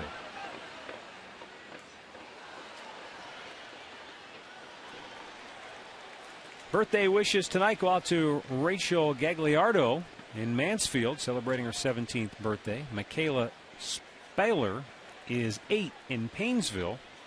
And Rob Rowe in Kent celebrating his 63rd birthday tonight. Also, Deborah Resnick from Los Angeles, diehard Indians fan, grew up in Cleveland, back home with her dad and her brother here at the game tonight. 3-2. Foul tipped into the glove and a strikeout for Danny Duffy, his 5th on the night, and there are 2 down here in the 5th inning. All the way back from 3-0. Comes back and Cabrera gets a piece, but right into the glove. So he gets his 5th strikeout, 2nd out in the inning. And now it's going to be Carrera in place of Chu. So it has to be the same thing, the same issue with Chu with his back, I would think. Yeah, it's frustrating for him, I know. He worked so hard to come back after getting the thumb shattered in San Francisco. Beat everybody's timetable to get himself back in the lineup. Was swinging the bat extremely well, and then during batting practice just a few days ago, felt some discomfort. And when you've got obviously an issue with your back, your side, anything in your trunk area, and you're trying to swing a bat, that's not going to work. No, it does not work. It's tough enough to play this game healthy. The 0-2. And Ezekiel Carrera is out looking. Indians go 1-2-3, and after 5, the Royals lead it by a run.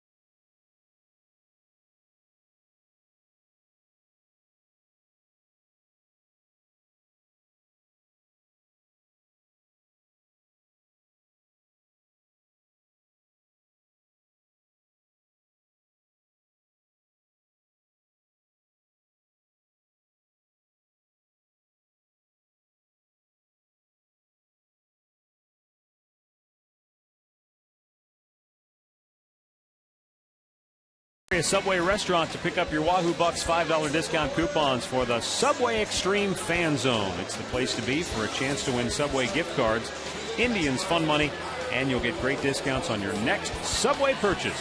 Subway, where winners eat.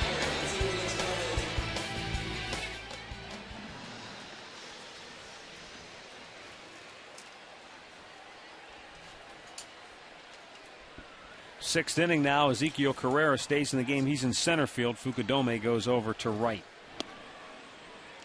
And Eric Hosmer drove in a run with a 2-out RBI single in the fourth. Leads off the sixth.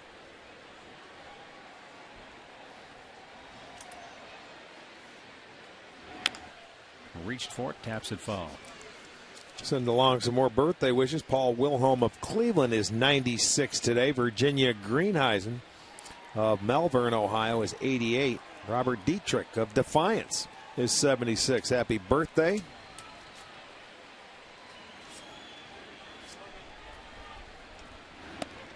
Ran off the plate.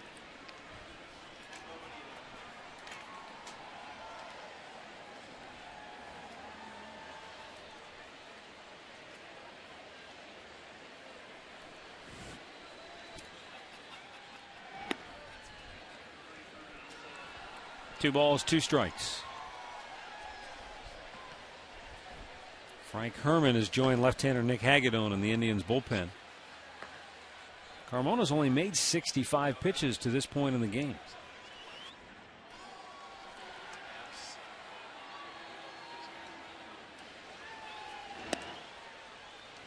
And he goes to a full count.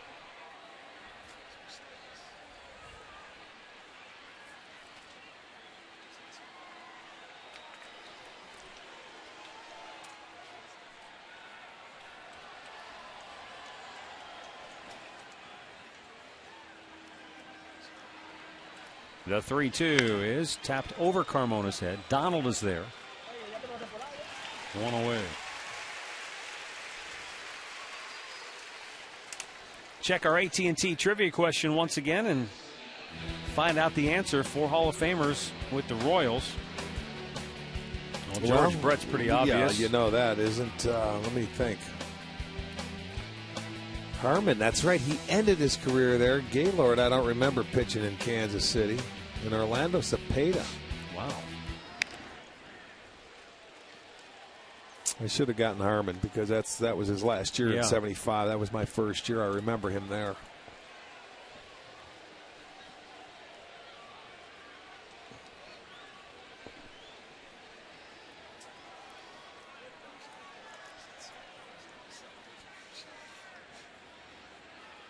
Jeff Francoeur, a 2-out single, and came around to score in that fourth inning for the Royals. Chops one up the middle. Diving stop by Cabrera.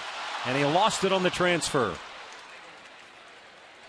Now give him a base hit. Absolutely. Terrific effort by Cabrera to get to it. And he had him out if he gets the ball out of his glove. Well, you know, it's one of those plays where it's do or die. When you get up, everything has to be perfect. He makes a beautiful stop. But in the transfer, he goes to flip it, and he just doesn't grip it. He was going to throw it from one knee. And it'll go as a infield single for Francoeur. He now has 2 hits. Look at, he's upset with himself. He expects himself to make that play. Now 1 on, 1 out for Mike Moustakas. A 2-run double, and that was a big blow in that fourth inning. That broke the 1-1 tie and gave Kansas City a 3-1 lead at that point.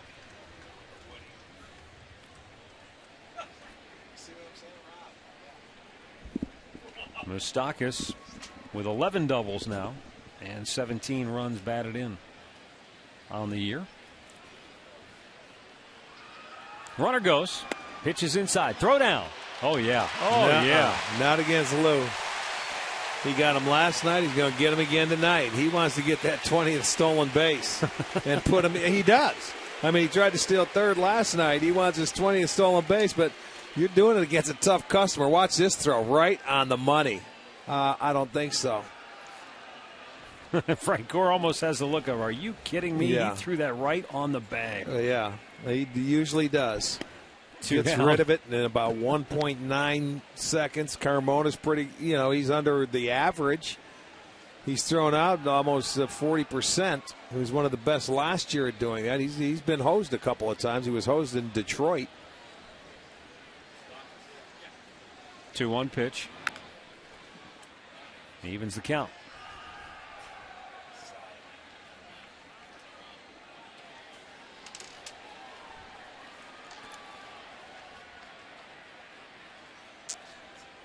Royals lead it 4-3. We are in the 6th inning.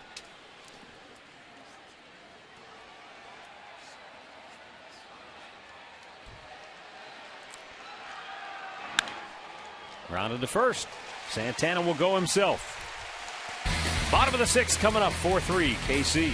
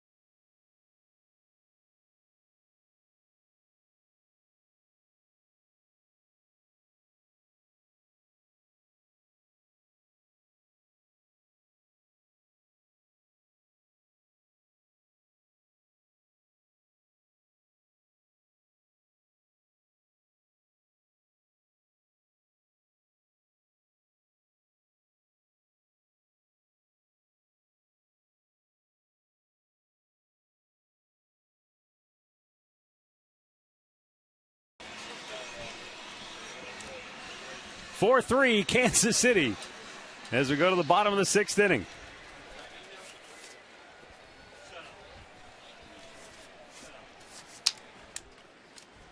Indians fans hoping to see the offense come to life here in inning number 6. They did not look real good in that 5th inning, going 1-2-3 with a couple of strikeouts. Carlos Santana 0 for 2. Hit into a double play to end the 1st inning and then fly to deep right in the 4th. Santana, Jim Thome, Shelley Duncan here in the 6th. Takes a strike. Activity in the Royals bullpen. As you see Aaron Crow getting loose. 99th pitch of the night coming up here for Danny Duffy. Santana wails away and strikes out. That's 3 straight strikeouts for Duffy and gives him 7 on the night. Well, normally, after that first time through the lineup, he keeps you down to a 244 average, and they have some success, but they elevate it, and they're swinging at balls. That's 7 strikeouts now for the Indians. And we told you he's over 7 strikeouts per 9 innings for him. Jim Thome walked and came around to score his last time up. In addition to all the home runs he's hit, and he's hit more than any Indian ever, Thome is also the Indians' all-time leader in walks. He's 2 away from 1,000 now. Yep. He's authored the 5 best single-season walk totals in Indians history. And he and Mike Hargrove are tied with 111 for the 6th best. There's a drive to deep left, way back, and gone!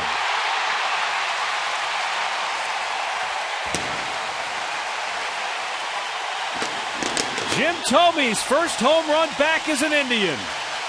Number 335 in his career as an Indian. Number 602 in his Hall of Fame to be career and we are tied at 4. Well, he gets a pitch out over the plate, down in the zone to his liking. And Jim Thome, that's his 3rd home run in his career on his birthday. Tom Teflon gave me that one. And that's going to be, let's take a look at this home run replay brought to you by Great Clips. Great needs, great deeds, great clips. Great Scott. That ball is out of here. Left field. Crowd loving it. That sends Danny Duffy to the showers. And Progressive Field rocking right now. And they're smiling in the dugout. Why not? The Royals call to the bullpen, brought to you by Verizon 4G LTE. Rule the air on the most advanced 4G network in the world.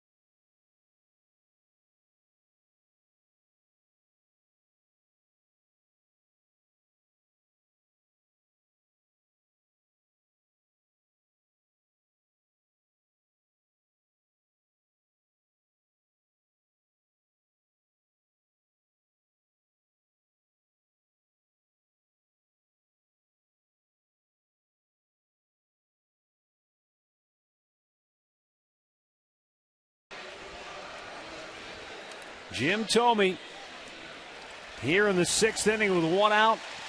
Ties the game with one mighty swing of the bat. An opposite field blast and then a curtain call.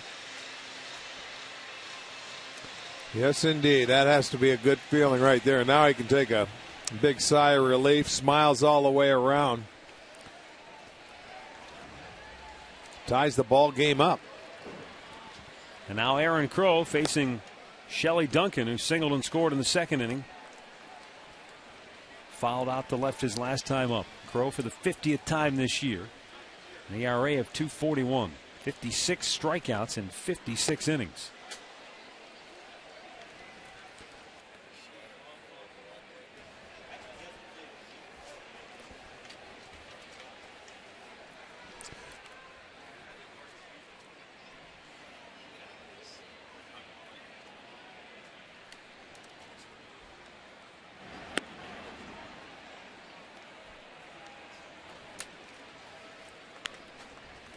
Something about hitting in the top 4 spots so far in the first 2 games of this series, as Drupal Cabrera has the lone hit in 24 at bats for the top 4 hitters. The 5 through 8 guys are now 12 for 21.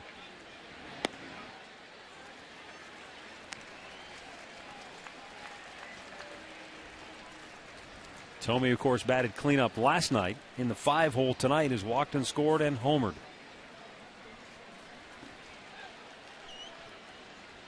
Way outside, Duncan draws a walk.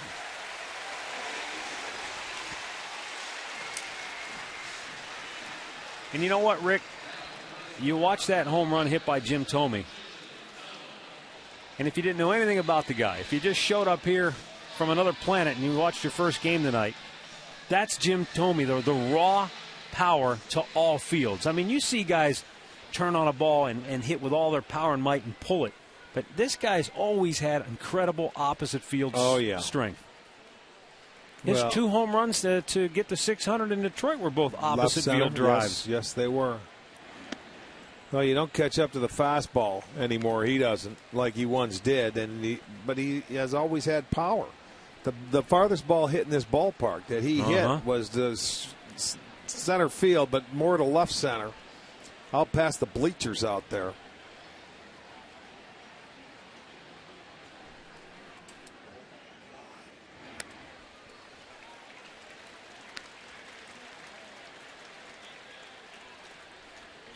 Perez going to go out and talk to Crow, who walked Duncan. Now he's falling behind Donald 2-0. And that, you saw the shot of Jimmy talking to Matt Laporta there. And Jim was asked, you know, what do you bring to this club? And he said, hey, I'm not going to go out of my way and go up and tell people what to do or how to do it. But he said, anybody has any questions for me, I'm here. I'm here to answer any question. Anybody wants to ask me anything, I want to be the guy they can come to. Anybody that doesn't go up and pick his brain's got to be an idiot. That's well said, my man. Now Donald yanks one into left center. Cabrera will cut it off. No, he doesn't. And then Duncan went into a tumble around second base and has to stop there. Donald scampers back to first. And now Duncan talking to the second base umpire, Angel Hernandez. I don't know if the second baseman, Giavotella, got in his way and that forced him to go down, or if he just flat out lost his footing. I think he did. I think he lost his footing, and that surprised Donald, who was on his way to second base. That ball checks up. Donald saying, go to third. That ball gets into the gap. He was going to go, and I'm thinking Duncan just tripped around the base. We don't have a shot of it. Maybe you can get a look here. He hits it long strides and just went down.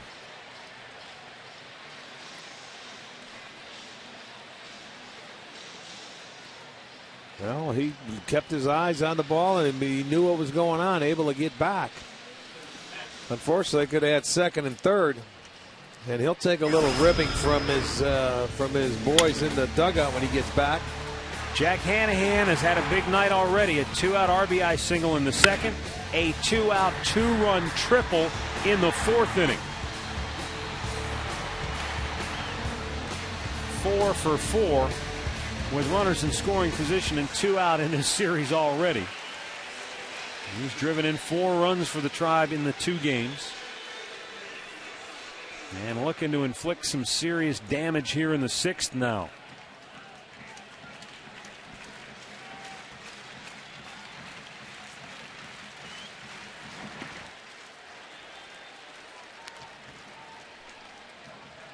Everett Tiefert.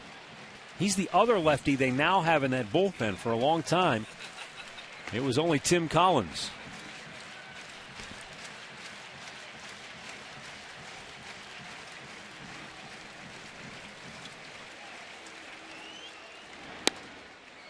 And a strike at the knees, outside corner, 1-1.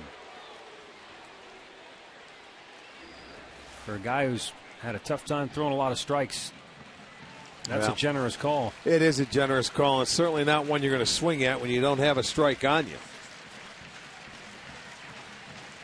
Very generous call. 10 pitches. That's just the 3rd strike. And again, that questionable.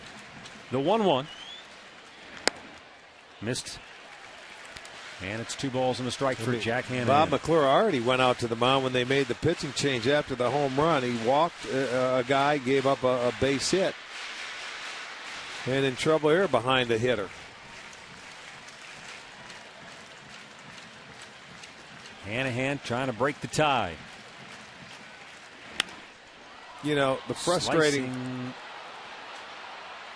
Drops foul and how to play. Frustrating thing when they go with a lot of young relievers, as the Royals do, inconsistency. You talk about consistency at this level, you don't get it a lot with relievers. They'll go out one night, and when they're on their game, they're lights out. Other nights they fall behind and they got one pitch to go to when they're in a hitter's count, and that's a fastball right there. That's what's been impressive, really, with regards to the Indians bullpen, because last year those were a lot of young, untested guys. And they pitched well last year, and they followed it up with an even better season this year. Well, they're a unit, and they feel like, you know, they belong together. And they came up last year and really did a nice job in the second half and put it together, and they had a lot of confidence. Goes back to that patience thing. Yes, it does. Hanahan chased one in the dirt, and he strikes him out, 2 down. So Jack is actually human after all. Yeah, that's a breaking ball. He chases one out of the zone. That's why he strikes out. You go after pitches out of the zone, you see him chase it. That's the 8th strikeout. And for the Indians, that's number 1,000 on the year as a team, which leads the league. Well, here's Lou Marson 0 for 2 on the night.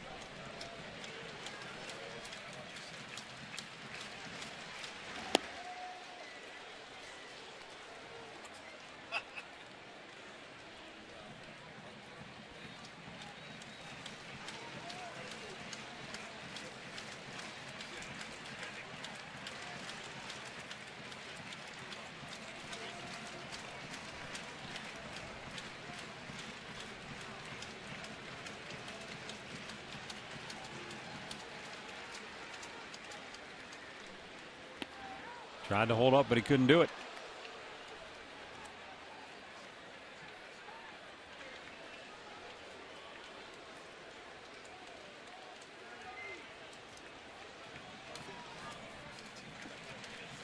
Two on, 2 out, tied at 4 here in the bottom of the 6th. And he takes a strike. Tigers beat the Twins earlier today 6-4.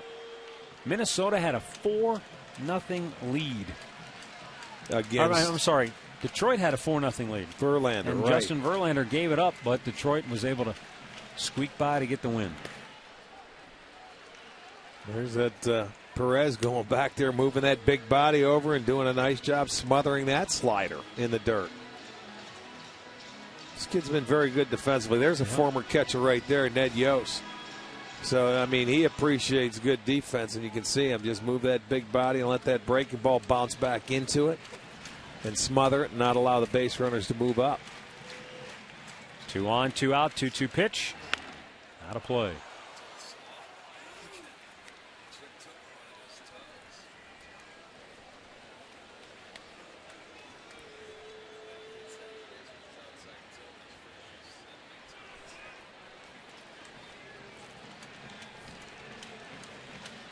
Aaron Crow deals. Marson takes its low, full count. Well, they get a head start now. See, this guy, I mean, he'd be tough to face. You know, tough to look into a location because he's all over the place. Yeah, and you can see Ned Yost talking. I don't know what to do, man. He's sitting there talking to his pitching coach saying that. He's at the end of his rope, too. Left-handed hitter on deck, probably the last batter that Crow will face one way or the other. He's either out of the inning or out of the game. And the payoff pitch swung on and missed. Marson chased it, ball 4. And the Indians come back to tie the game on Jim Thome's 13th home run of the year, his first back in an Indians uniform.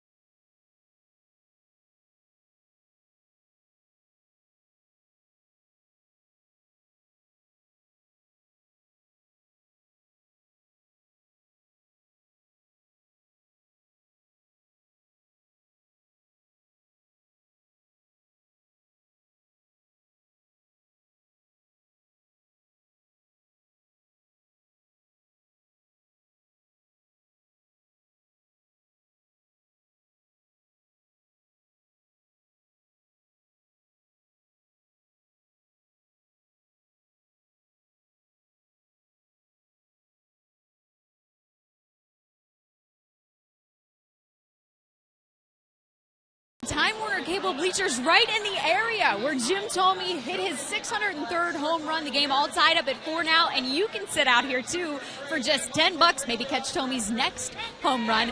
But we wrap up the series with the Royals. Tomorrow we've got KeyBank Kids Fun Day going on. Brand new activities out there on the Gateway Plaza, including the batting cages, speed pitch, tons going on. The kids can stay to move it around the bases afterwards. Sponsored by the Cleveland Clinic. Get your tickets now at Indians.com. Matt, Rick, back up to you guys. All right, thanks, Katie. It's a 4-4 ball game now as we go to the 7th inning. Fausto Carmona about to make his 75th pitch of the night.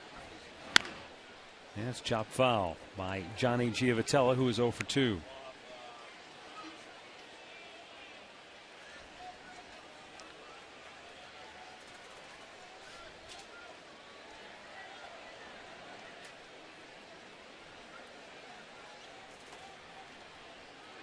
Hit him. And the Royals leadoff man aboard.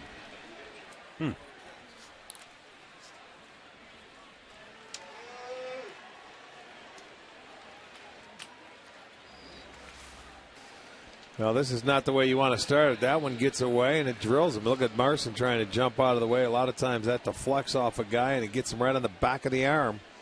So that leadoff man aboard. That's how it happened the last time the Indians scored. This guy, Perez, got on base with a single. They sacrificed him over. Eventually came around to score.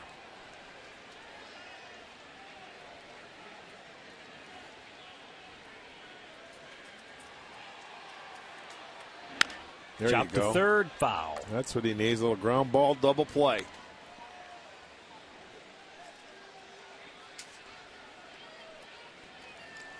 Finish up our birthday wishes tonight. Rich Spadone of Canton is 72. Ben Elmiger of Toledo is 65. Jennifer Carl of Astabula is 27. And Kyle Masterson of North Olmsted is 18. Happy birthday to each and every one.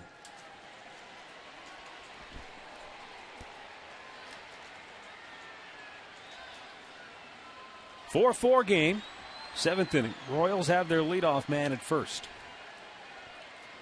And the 0-1 of Perez, he squares, bunts it up in the air, dropping foul. 0-2.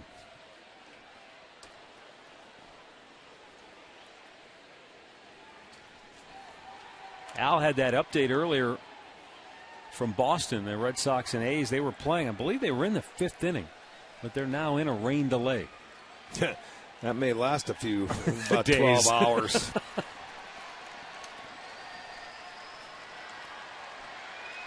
It was not official. It was not an official game, I'm told. So they will be waiting it out at least for a while. It will be a while. Well, Carmona had this guy down with 2 strikes last time up. You remember he threw a pitch off the plate by about 6 inches. He slapped it to right field. You're going to try that pitch again. Pound him inside one more time before you try it away. Pulls it foul.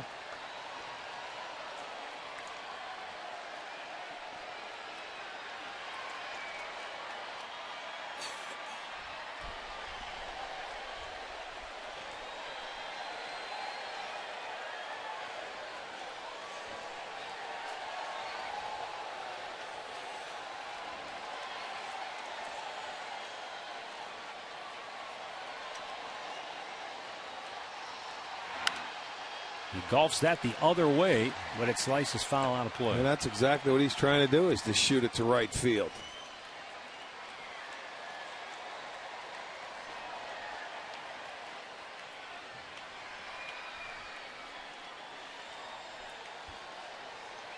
You know, you look at the Royals hitting coach, Kevin Seitzer, and I mean, that was his forte. He could use the whole field, and boy, could he just stay up there and wear right field out.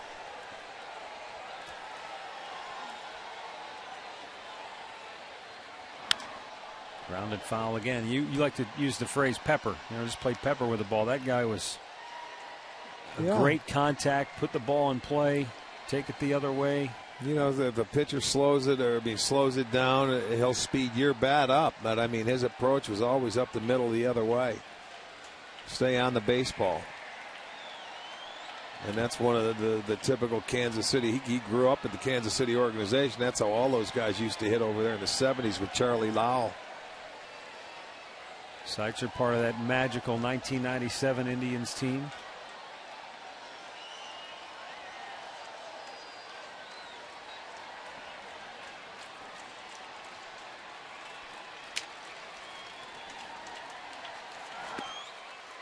That glanced off the bat.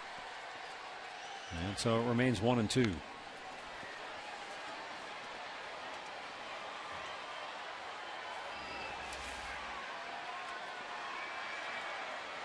Oh yeah, do you see barrel? That? It went down. His bat head went down and it deflected. It just a skimmer off the barrel into the glove and out off the glove.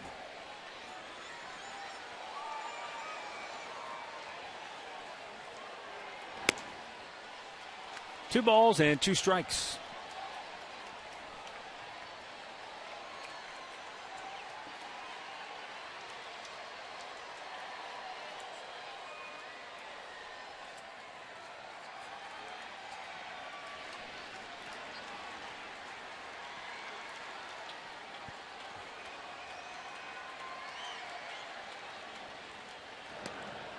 Santana slaps the tag on Giavotella, but he's back safely.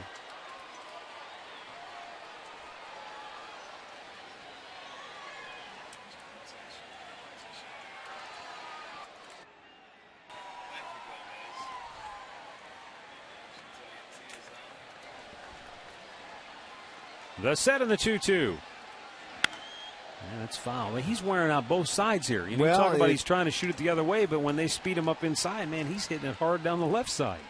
Well, he's doing a nice job. He's putting together a quality at bat after being down 0-2. What, 9 pitches?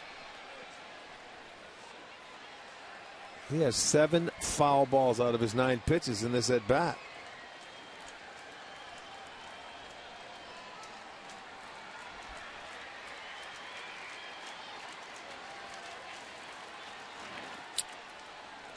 I mean, this is he's really made him work. And now you wouldn't think the bottom part of the lineup. Now he set the table with hitting, the first batter, putting him on base. Now he's really got to work to get to this second hitter.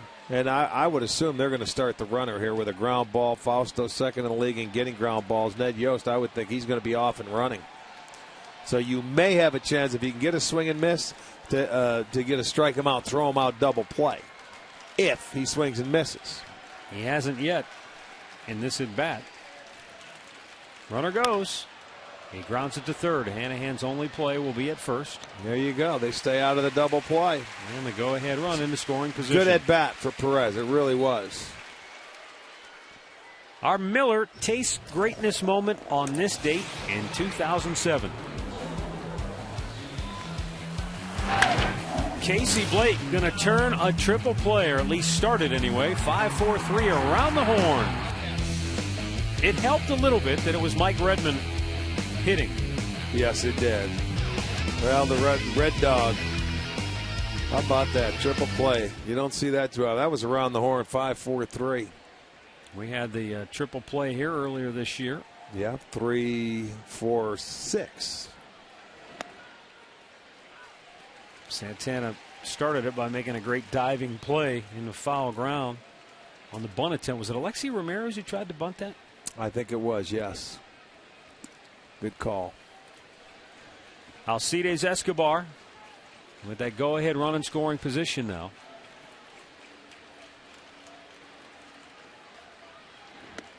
And it's inside for a ball to even the count. Well, Lou must see something, so he's going out to talk to Fausto. You know, rarely, like I said, Lou doesn't like to go out there and talk much, so he's picking something up. So, a little discussion here on what they want to do. You got to like it. That makes his job a little bit easier. He's sitting down there waiting and saying, let's go, get this out. Get the next 2 outs.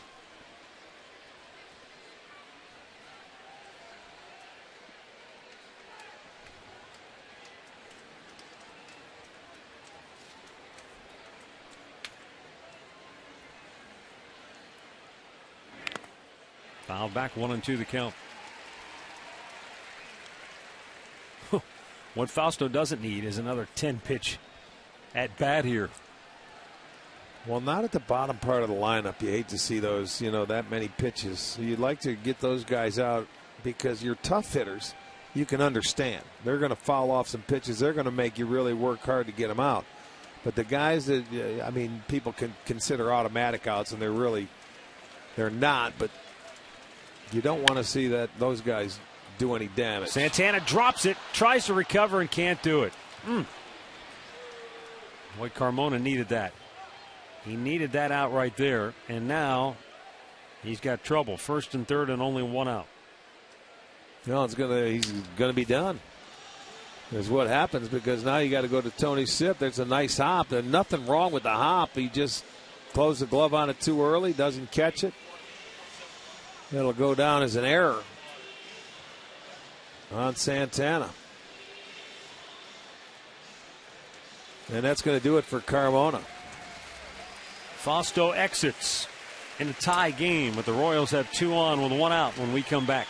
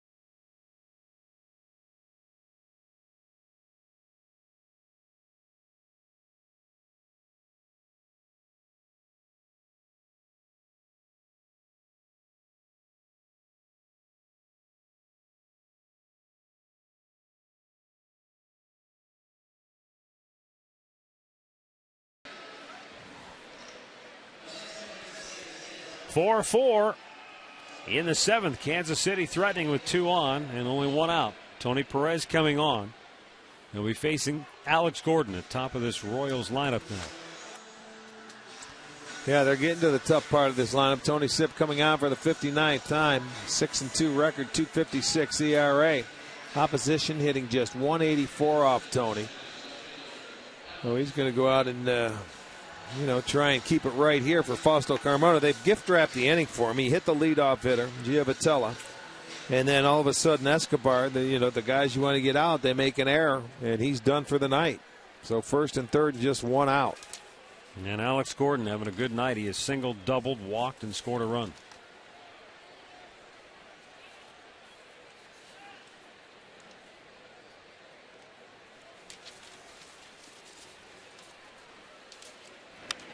Fouled back out of play.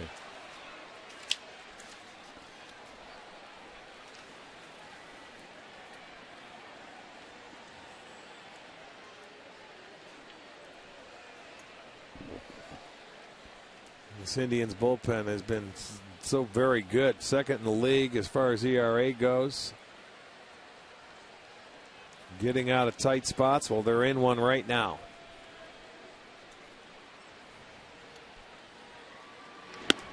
A little bit high. 1-1.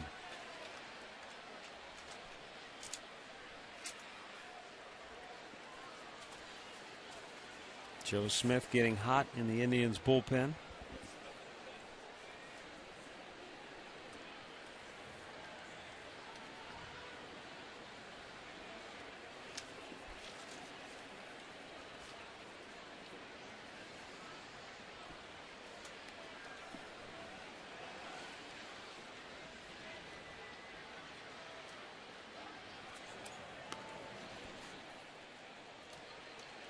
Escobar does have 18 steals.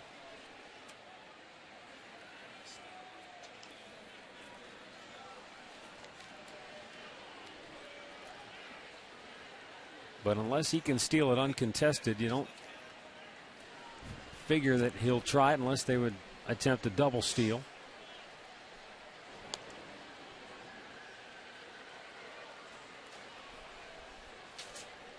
Well, right now they've got a good hitter up at the plate.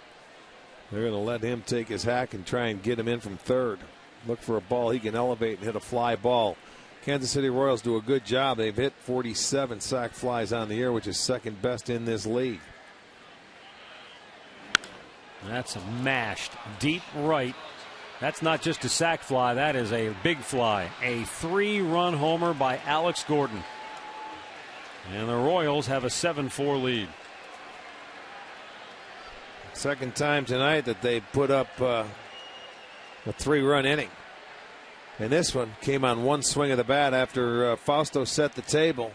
They clean it up off Tony Sipp for Gordon. His 18th home run. He now has 71 RBIs coming out of that leadoff spot. And boy, that one was hit. And it was a hanging breaking ball. 82-mile-an-hour slider, middle in, and they go a long way. So give the 6 runs that will be charged to Fausto. And for Tony Sipp, that's the 8th home run he's given up.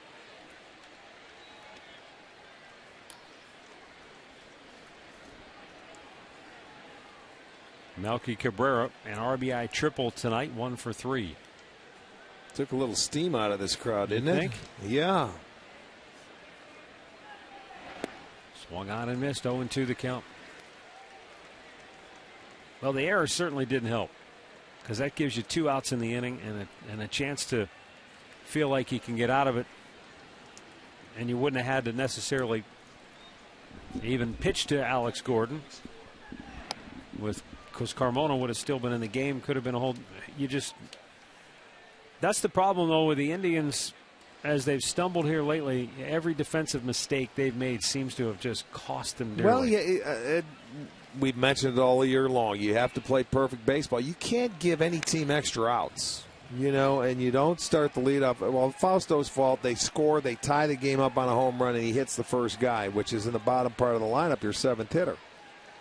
Then the 8th hitter works you for about a 10-pitch at bat. The next guy, you reach on an error, and then you got to turn it over. And he was the left-hander, and then Sipp makes a bad pitch, and it's 3 runs. You can't give up 3-run innings. They hurt, especially when your offense is not scoring. And Kansas City has put up 3. In the 4th inning, they did it with 2 outs. This time, they do it with 1 out. Coming at you right in your living room.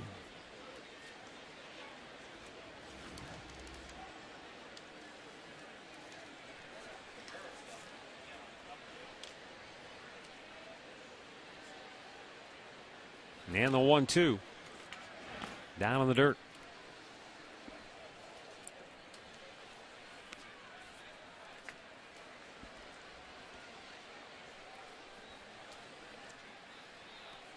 Seven runs on 9 hits now for the Royals. 4 runs, 7 hits for the Indians.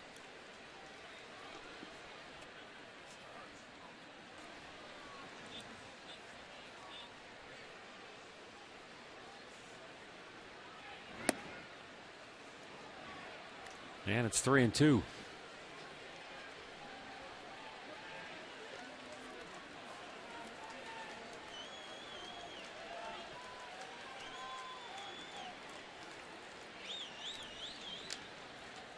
Now the payoff pitch. Bounce to third. Hanahan. 2 down. Let's go back to the studios once again for an in-game update with Al Pawlowski. All right, man, let's go to Texas. Big game tonight between the Angels and Rangers. 3 games separate these teams in the West, and it's been all about the long ball. Angels have hit 4 of them.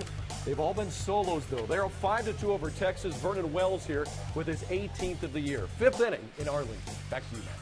All right, thanks, Al.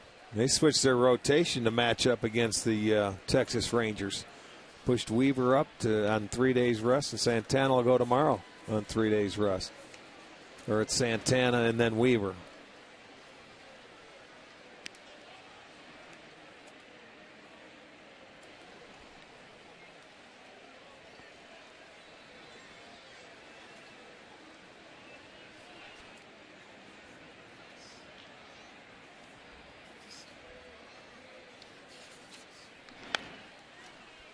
Check swing foul.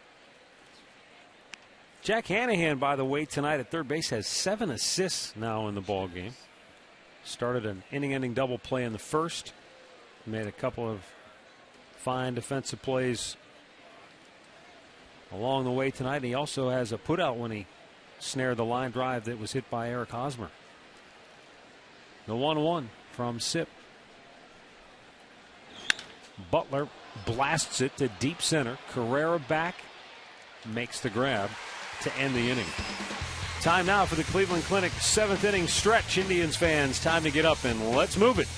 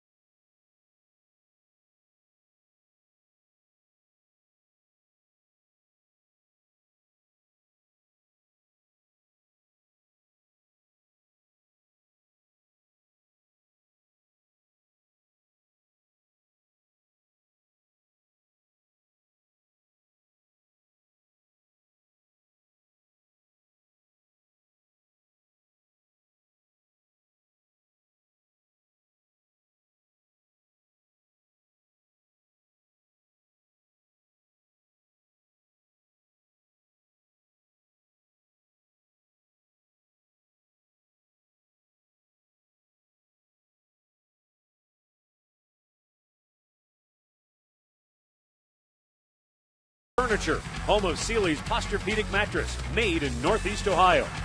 And by your Northern Ohio Hyundai dealers. It's time to join the Hyundai movement.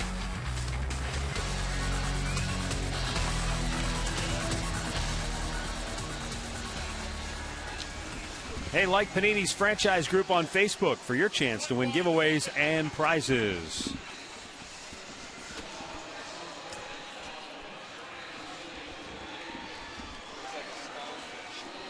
Blake Wood on for the 46th time this year for Kansas City. 5 wins and a loss, 49 punchouts in 55 and a third innings. He'll be facing the top of the order for Cleveland here in the 7th, Tribe down 3.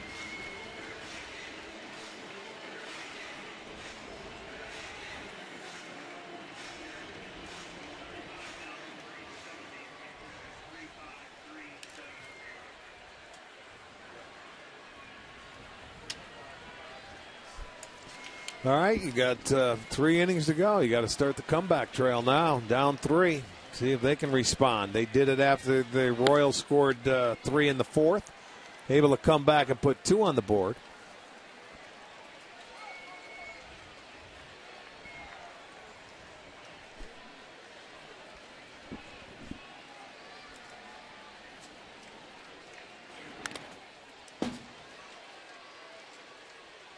Oh, 0-2 on Fukudome, who is 0 for 2 with a walk tonight, hitting out of the leadoff spot.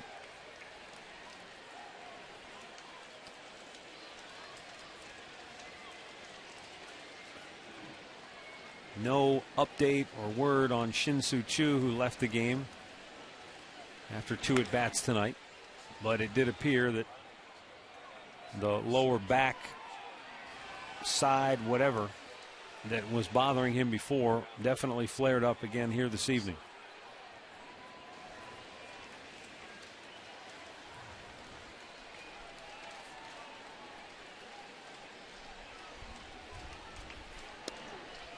Missed inside. 1 ball, 2 strikes. And as Dribble Cabrera is next, and then Ezekiel Carrera.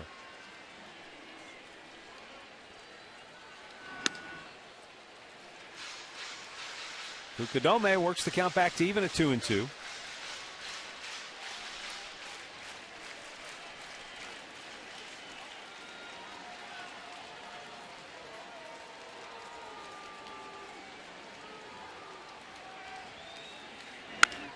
And he hammers one deep to left. And it's going to hit the track, bounce up against the wall, and Fukudome into second base with a leadoff double. He was down on the count 0-2, works it back to even, and then he swatted one with some pretty good oppo power. Yes, he did. He stayed on that ball. They gave him a little swinging room that time. They didn't crowd him, and he was able to plug the gap in left center field and drove it. It short hops the wall. Well, so you love to get that leadoff man aboard, but you especially like it when he starts out on second base. You're at the top of the lineup, and back come the Indians. That's their 8th hit tonight. As Dribble Cabrera 1 for 3 in the ball game.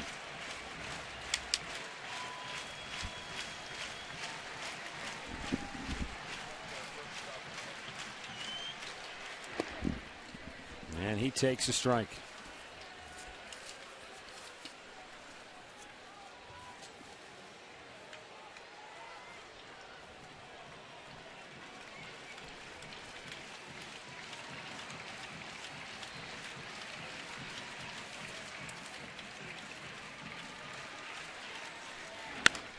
There's ball hammered deep right center field. And short hops the wall right at the base. Fukudome will score. Cabrera into second. An RBI double for AC. His 29th two-bagger on the year, his 75th run batted in. And right back come the Indians. They're down 7-5 now. Yes, sirree. There, you love that. They respond in a hurry. 2 hitters, and they come right back. And there's brings that tying run to the plate, and Cabrera. There you'll see, puts a nice swing on this ball and hits the base of the wall. Got a fastball out over the plate. For Cabrera, that's going to be his 29th double. And he just trades positions with Fukudome. And even here, I wouldn't mind seeing Carrera just try a bunt here, just to get him over to third base and give Santana a chance.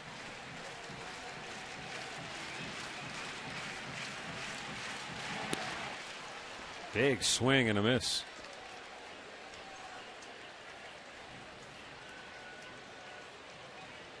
Carrera has hit .307 against right-handed pitching. Yeah, he had to come in for Chu after leaving the game. His first at bat, he saw 3 pitches, 3 strikes. And didn't look real good in that first at bat. And then he's seen 4 pitches. All of them have been strikes. Make it 5 for 5.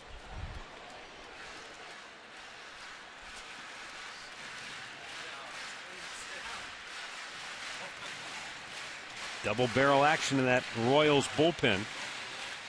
Indians had the tying run at the plate here in the 7th. Nobody out.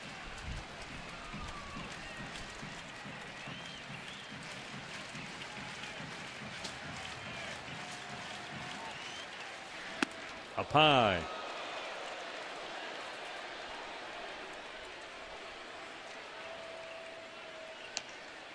Collins and Coleman. Tim Collins, the lefty. Lewis Coleman from the right side.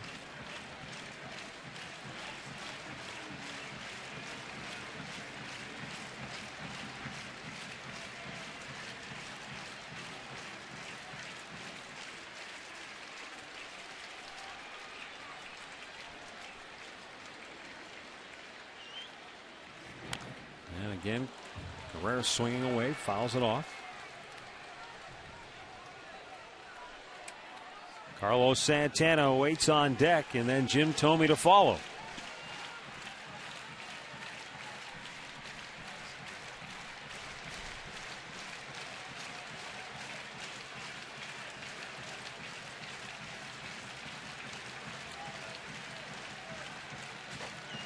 Blake Wood sets, delivers, And it's lined up the middle. And Escobar smothered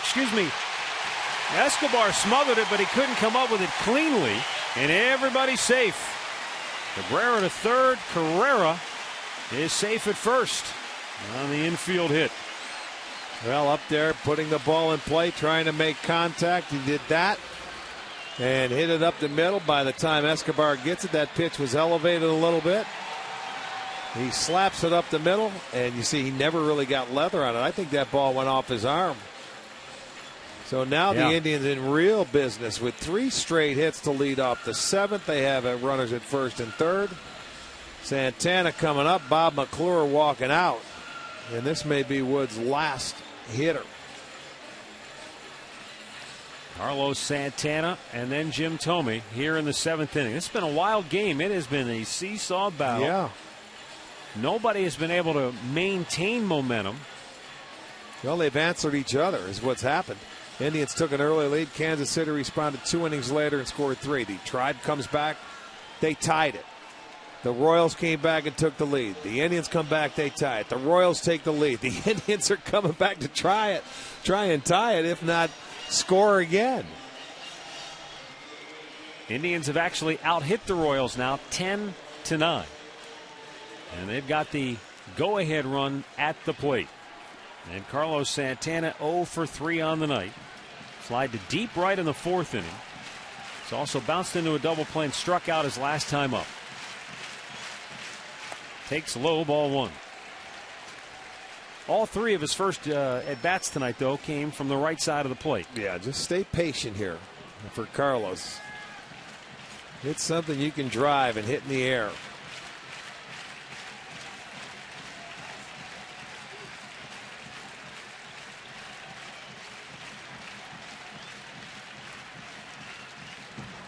Carrera drawing a throw.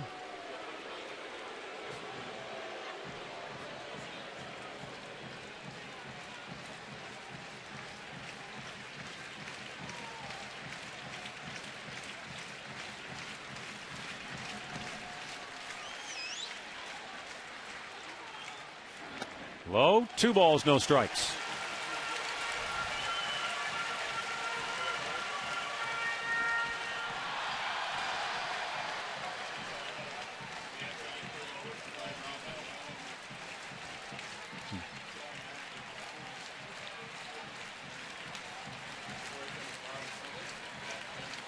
First and third, nobody out. 2-0 pitch.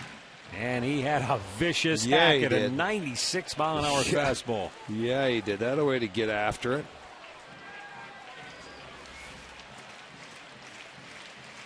There you go. See, he didn't try. He tried to hit it hard. He knew what he was getting. Eliminated doubt right there.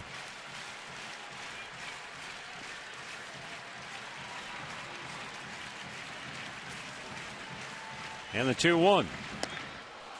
Took a little something off, and Santana swings through it. 2-2. Threw that little cutter down, and then he swings over the top of. And it was a ball. But he thought it was a fastball. Didn't pick up the spin and helped him out. Went down and in.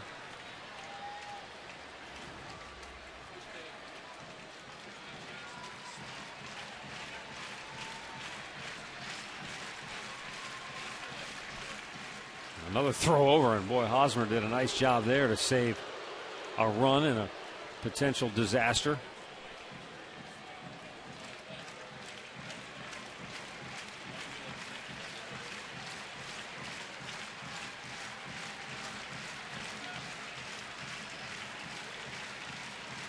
Runner goes, and Santana fouls it off.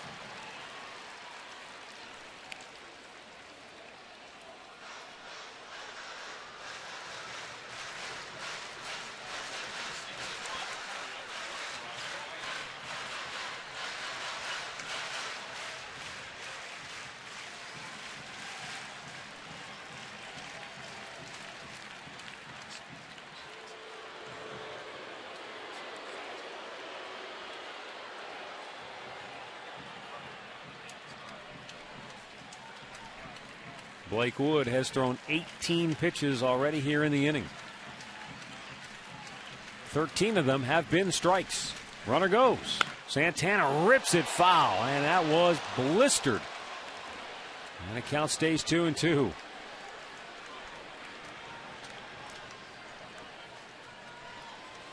It looked like another cutter coming in, Matt, and he was ready for this one. This one was not down and in. Remember, the last one was down and in off the plate. That one stayed out and gave him some plate, and he hit it hard.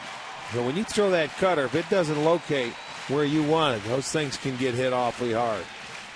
This time Carrera holds up and in and almost drilled Santana. Full count. Well, that was the fastball. A little chin music, as our old friend Mudcat Grant used to call it. Well, now you got Carrera. He'll be off and running, I would think. Nobody out here in the 7th. Tribe down 7-5. A run already in. 1st and 3rd. Carrera holds, and the 3-2 fouled away.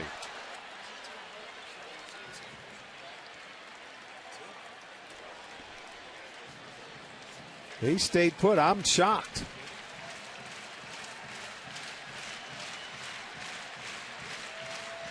This will be the 9th pitch of the at-bat for Carlos Santana. And it's fouled back out of play.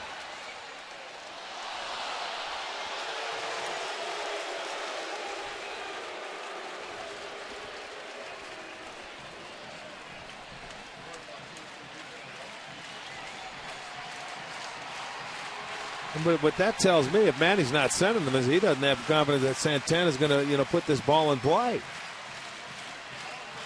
I still like the chances of Carrera stealing the base outright, even if he does swing and miss. He holds, and he swings and misses. Oh, Fouled no, he it got off. a piece of it. He did just get a piece of that. Didn't hold on to it. Oh, boy, that's big. How close is this? Watch. I mean, if it sticks, that's out number one. It goes right off that webbing of the glove, and it just trickles out. So still alive is Santana. It's been a pretty good battle. And Carlos awaiting another 3-2 offering. Carrera running. This time he does swing and miss. And Carrera steals the base. So the tying run is in scoring position as Jim Thome comes to the plate, but Ned Yost is going to make a pitching change.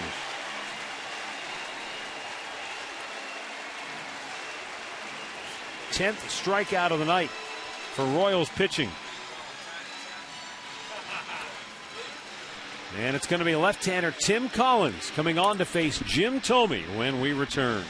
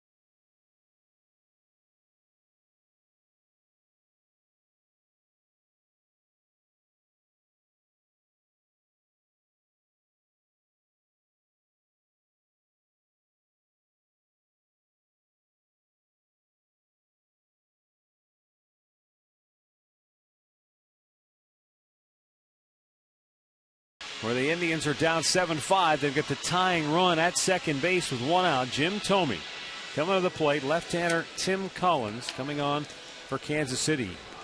58th appearance on the year. 4 up, 4 down, 3.49 the ERA. He has walked 42 and struck out 46 in 56 2/3 innings. And Jim Thome, 1 for 3 in his career with a single and 2 strikeouts against Collins. The 9th time that Collins has come in against the Indians this year. Last night, he walked Carrera with the bases loaded. That allowed actually the winning run to score. So, with Jim Thome up there, he's going to have to throw him strikes because you know how patient Thome is. Second and third, though, that tying run is in scoring position. And a breaking ball in there for strike 1. His last AB in this game off the left-hander, Danny Duffy. Jim Thome driving it out of here. That tied the game at 4 at that time.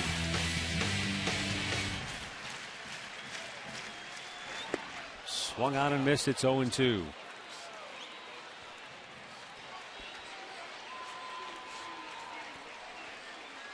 Going to come back maybe with another breaking ball. He threw him a very good breaking ball first pitch. Well, he's in a hole now, 0-2. They want this one up high. And Jimmy fouls it right back. They're telling us that Shin-Soo Choo left the game with left side soreness. Is that the same thing he was hurt with? It was back? I don't know. Yeah. Come on. I don't know.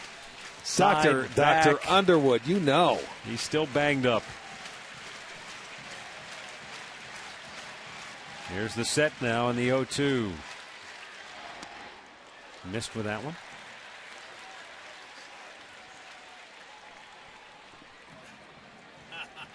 Thome walked and scored back in the 4th inning.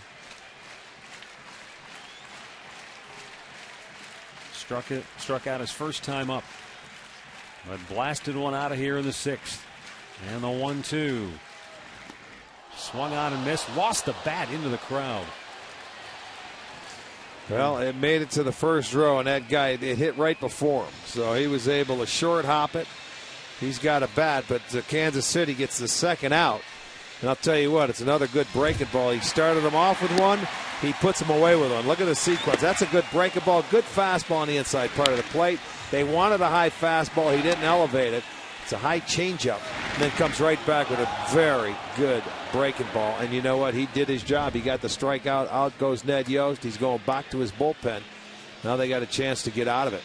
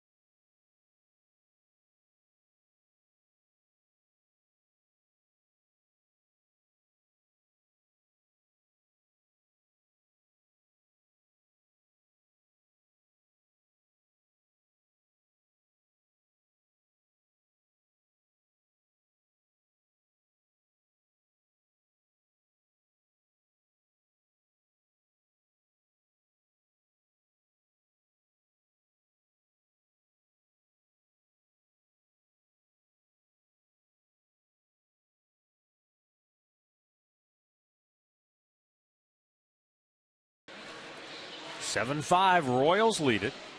But the Indians have runners at second and third. There are 2 down now, and right-hander Lewis Coleman coming on to face the right-handed hitting Shelley Duncan, who tonight is 1 for 2 with a run scored. He singled in the 2nd. He walked in the 6th. 51 innings, 53 punch-outs. 6th time he's coming in against the Indians. He's pitched 5 innings, given up 3 hits and an earned run against them this year. They've got the tying run out there and an opportunity. Boy, the table was certainly set for him in this inning, wasn't it? Yeah, I mean, that was a heck of an at-bat. Santana and Blake Wood battled back and forth, and he eventually got the strikeout, and that was huge for Kansas City.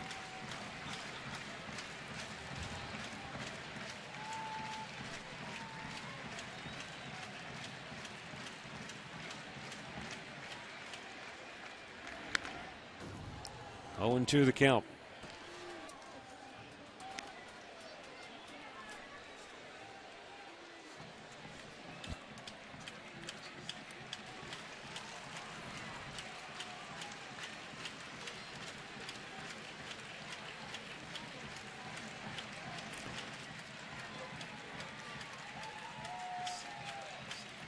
Duncan down on the count.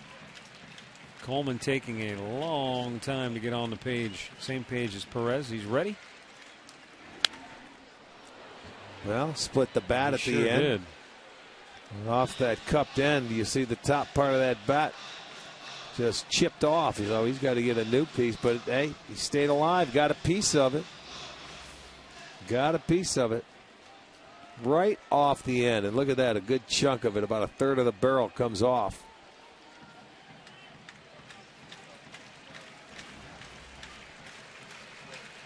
So he'll try again.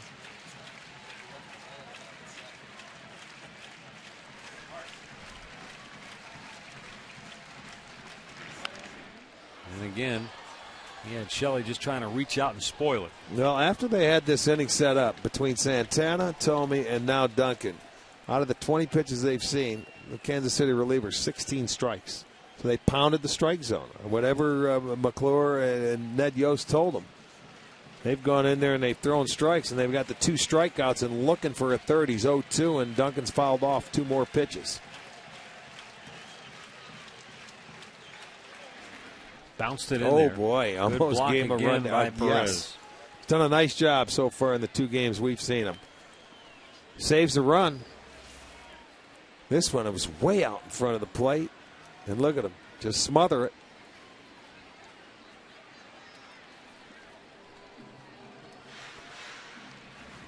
Now a visit to the mound by Perez.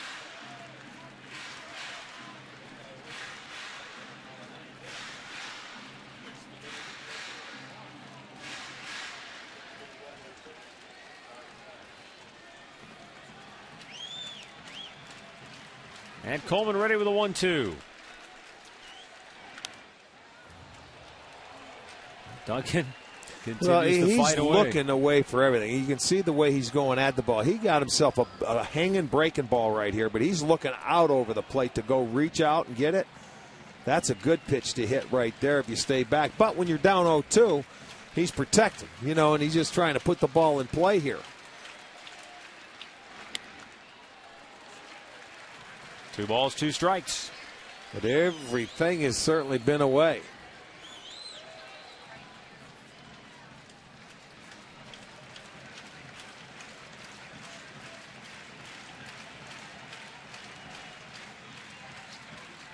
Coleman ready with a 2-2. And he pops him up. First baseman Eric Hosmer in the foul ground ends the inning. Indians get a run back. We'll go to the 8th. They're down 7-5.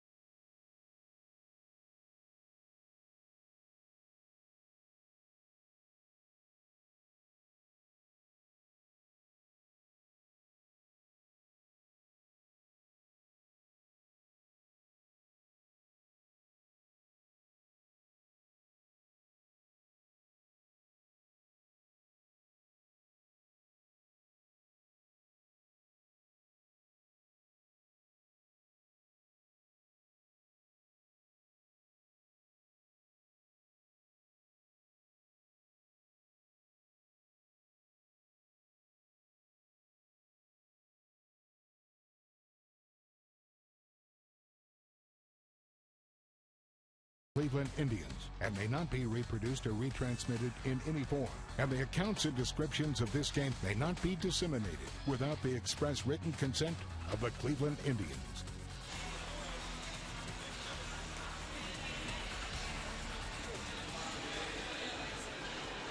Back here for the 8th inning, 7-5 Kansas City. And Rafael Perez now coming on to pitch for the Indians.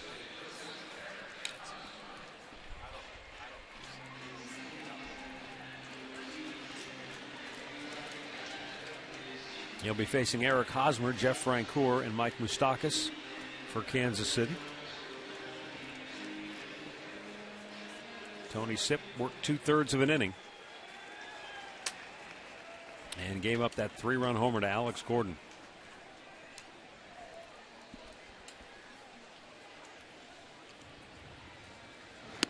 Hosmer is 1 for 3 on the night. He singled in a run and scored in the 4th.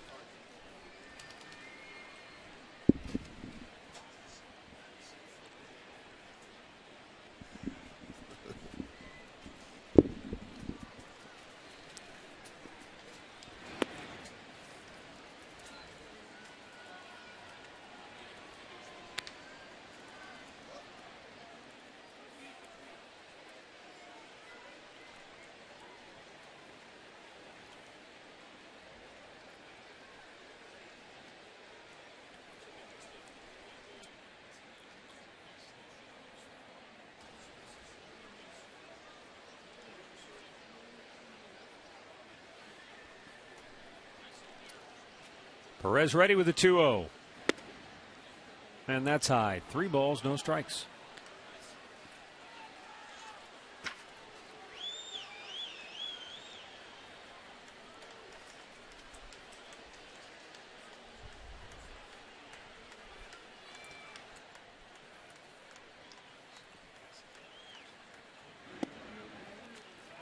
At the knees for a called strike. 3-1. They are back playing in Boston, by the way. They're in the 6th inning. Red Sox with a 3-0 lead. So if the rain returns, it is official now. Oh, they made it to the 6th, huh? There's a walk to Hosmer.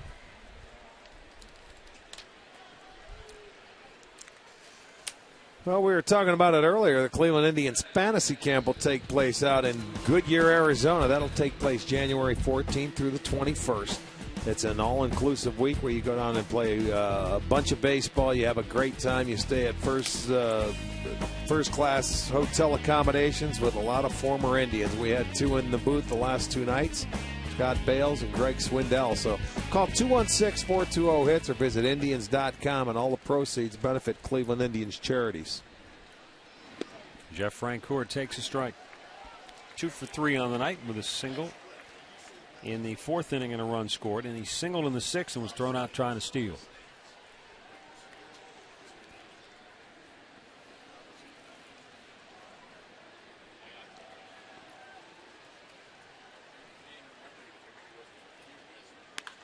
Roped foul. Francoeur, a guy that also hits left-handed pitching very well and has in his career. That's why Texas got him last year and for the stretch run, because he was so good against left-handers.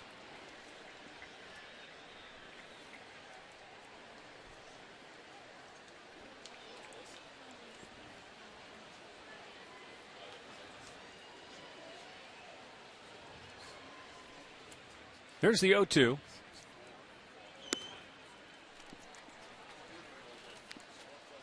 That's a ball and 2 strikes on Francoeur.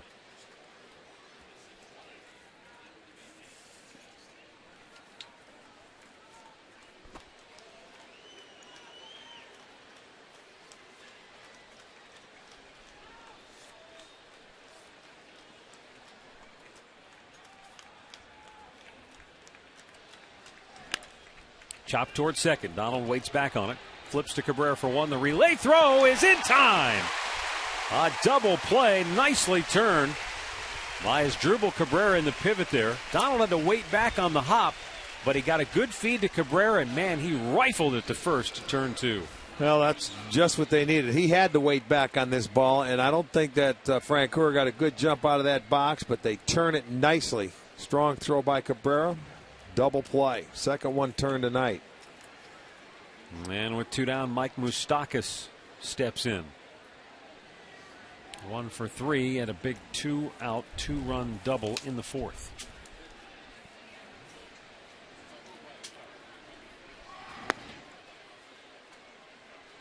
He's hitting 10 straight games. And if he gets a hit here, that'll give him 5 straight games with multi-hits.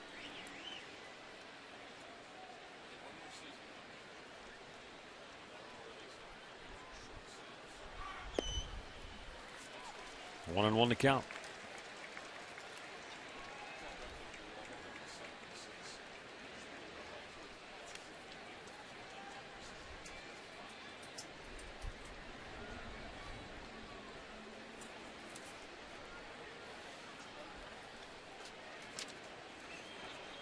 The set by Raffy and the 1-1.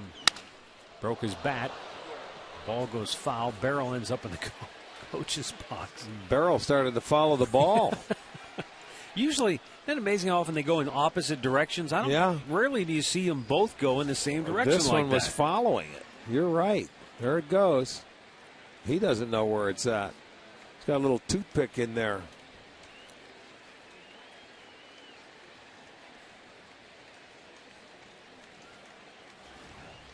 New piece of lumber.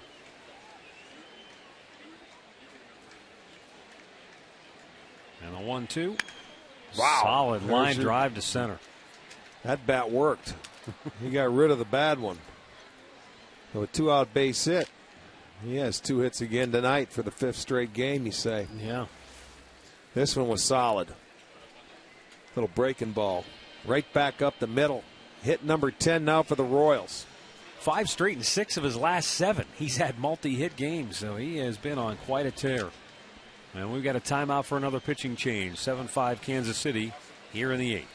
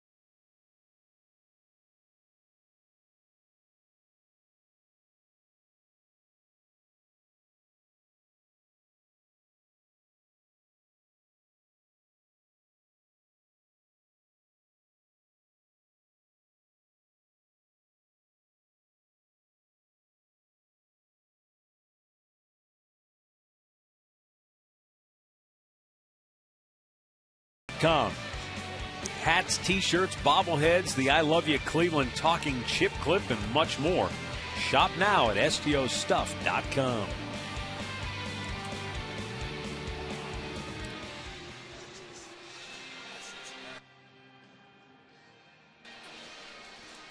Joe Smith, 56th time this year he's come into a game. Facing Johnny Giavotella. Misses inside ball 1. Giavotella hit by a pitch and came around to score in the 3-run homer by Alex Gordon in the 7th inning. That's the difference in the game right now. Indians did get 1 run back, but trail it by a pair. Hits are even at 10 apiece.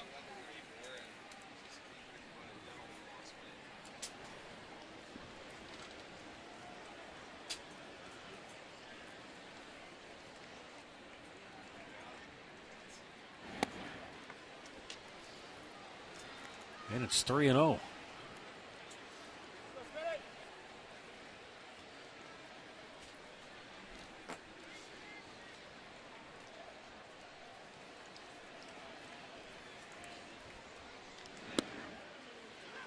Right at the knees. And a 3-ball, 1-strike count on the Royals' second baseman. Catcher Salvador Perez waiting on deck.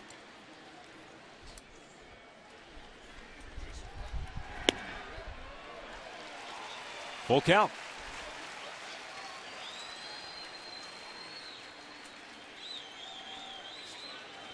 Angels lead Texas 6-4 down in Arlington. They're in the 6th inning. That's a huge series for the Angels. Lost the opener last night, but just 3 games in back of front-running Texas in the AL West. Runner goes on a 3-2 pitch, fouled away.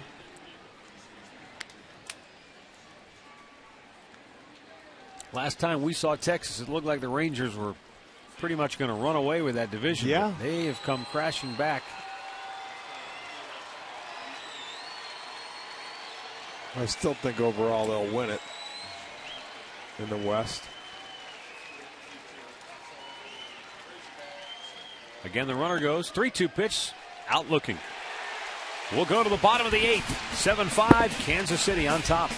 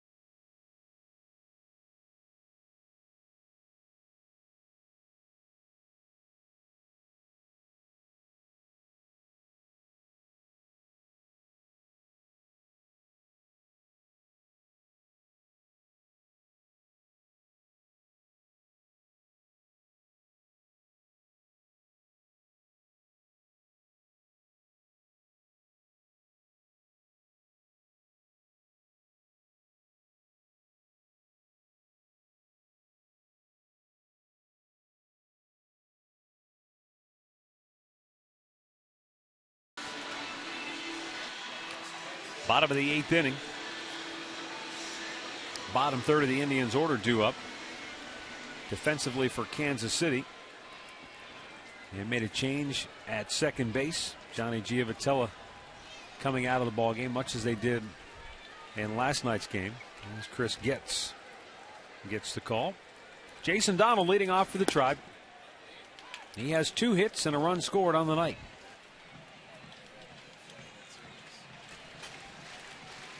Lewis Coleman got the last out in the 7th inning.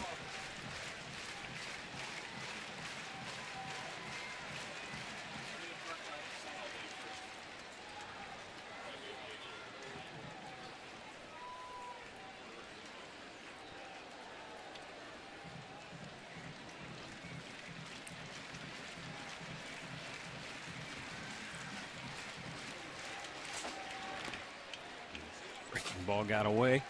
And it's 1-1.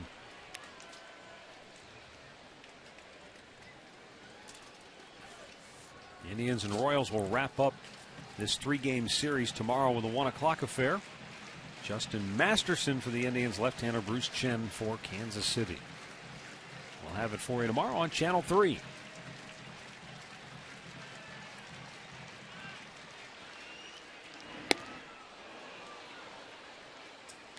See from that behind home plate camera angle the movement on that breaking ball. Well, he starts out closed as well. I mean, he looks like he's probably coming from third base if you're in the right-handed batter's box. You see that pitch, and all of a sudden it starts breaking away from you. You don't have a chance to hit it. And that fastball took off up and in on him. After that breaking ball's low and away, you start looking out over the plate. Yeah, that's a bird's eye view right there. That's up and in. Shoulder height. And you're looking for it because you're expecting him to throw that same breaking ball he threw the pitch before away. Donald with a big chopper over the head of Moustakas and into left field. His third hit of the night. And the Indians get their leadoff man aboard, which means they'll bring the tying run to the plate. Boy, that one hit out in front somewhere. Yeah, off the lip of the grass. That's what took that high hop. Looked like it hit a trampoline. Yeah, it sure did. That's a kangaroo hop if ever there was one.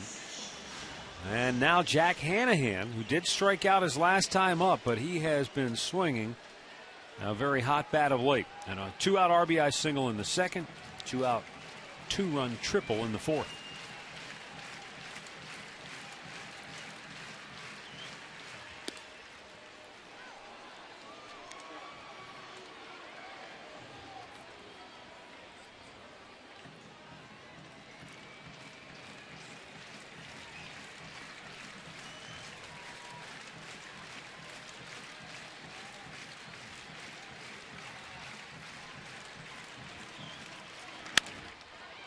Ground ball to second. They get one there. Escobar's relay in time. A double play.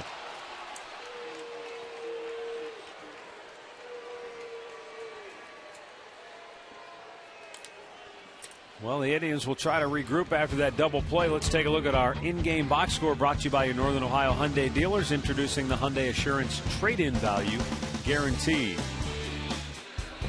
Bottom part of the order doing a lot of the damage tonight for the Indians. Thome with a home run, Duncan with a hit, Jason Donald with 3, Jack Hanahan with a pair of RBI hits. And Dribble Cabrera also with 2 hits and a run batted in. Lonnie Chisenhall getting a pinch hit appearance here.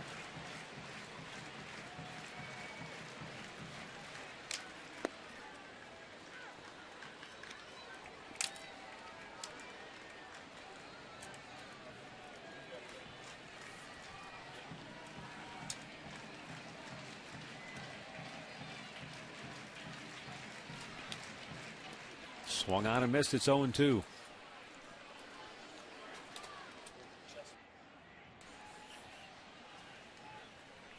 Indians hitting coach Bruce Fields has watched his lineup bang out 11 hits tonight. But they're on the short end of a 7-5 score.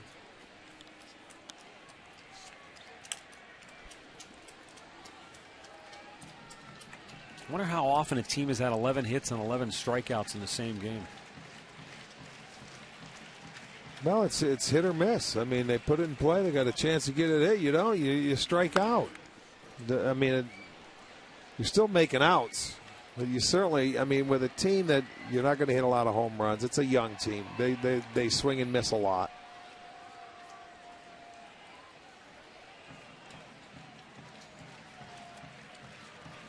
The 0-2 to Chisenhall. Drilled deep right, but hooking foul. Wow, he mashed that ball a long way, but just a little bit too far out in front of it. They wanted this up out of the strike zone, and that was letter high, and he got on top of it. Well, that goes to show you. He just fouled off a high fastball at third base line. This one he was able to catch up to it. He better not. He won't see another fastball, will he? For a strike, he does. That's line unbelievable. drive, base hit to left field with 2 down. Keeps the inning alive. And again brings the tying run to the plate.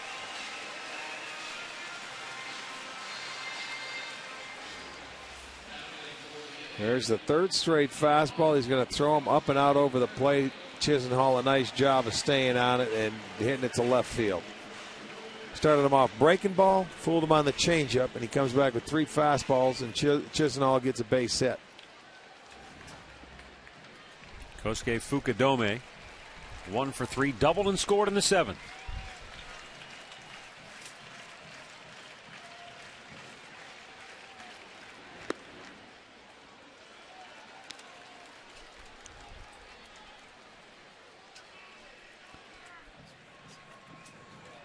Soria's double in the 7th inning, or excuse me, Soria. Thinking about Joakim Soria, the Royals closer, who will be, if he's not up soon, will be coming on for the 9th inning. But Kosuke Fukudome's double in the 7th inning went a long way to left center field and one-hop the fence.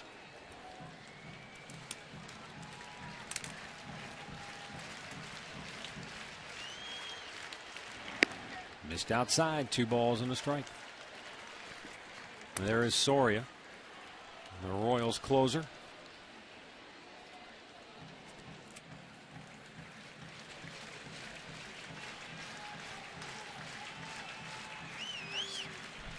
The Royals bullpen just now springing into action. 2-1. And it's low.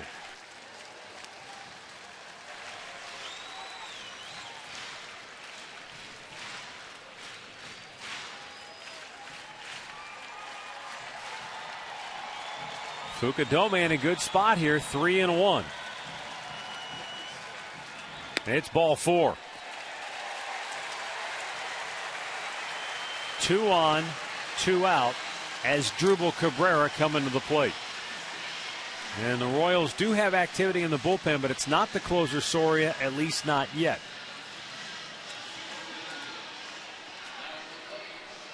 That's Greg Holland, and Bob McClure going to go to the mound to give him a little time to get loose.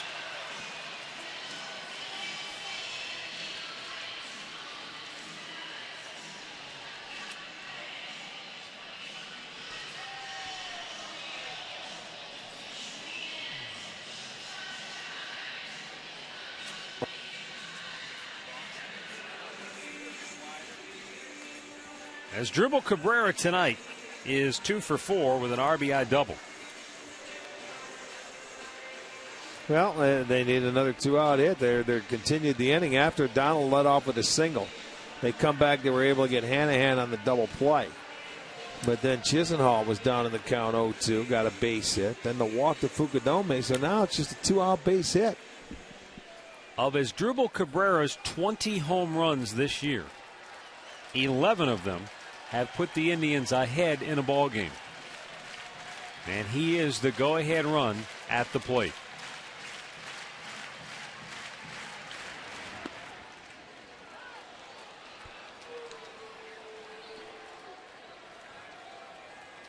That's the breaking ball he tried to throw to Fukudome, and he couldn't throw it. This one may, looks like it wrapped around. Like I know. That's why Cabrera said the same thing. The 0-1. That's definitely not 1-1 to count.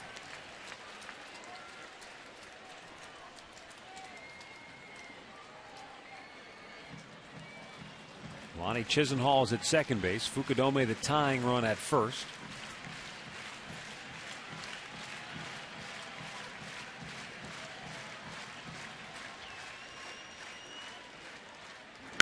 There's a drive deep right field. Back is Frank Korn looking up. It is gone to Souvenir City, and the Indians take the lead. As Drupal Cabrera's 21st home run of the year puts the Tribe on top 8-7.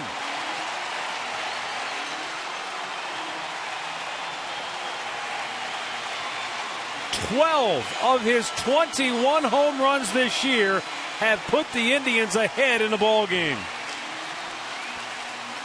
Well, that could not have come at a better time. A 2-0 breaking ball that he leaves middle. I mean, there it is. And as Drubel extends the arms, gets it out, and I mean, hits it deep. He knew it as soon as it left the bat.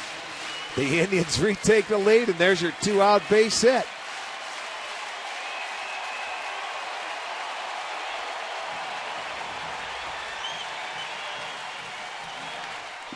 And now Ezekiel Carrera fouls one straight back.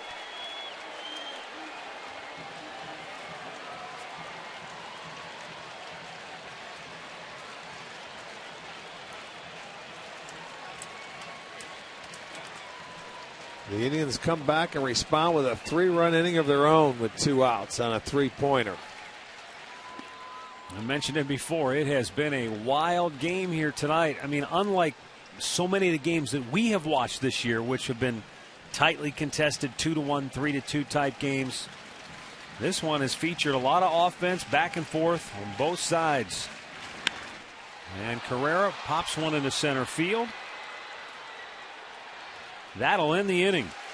We're going to go to the 9th with the Indians on top, 8-7.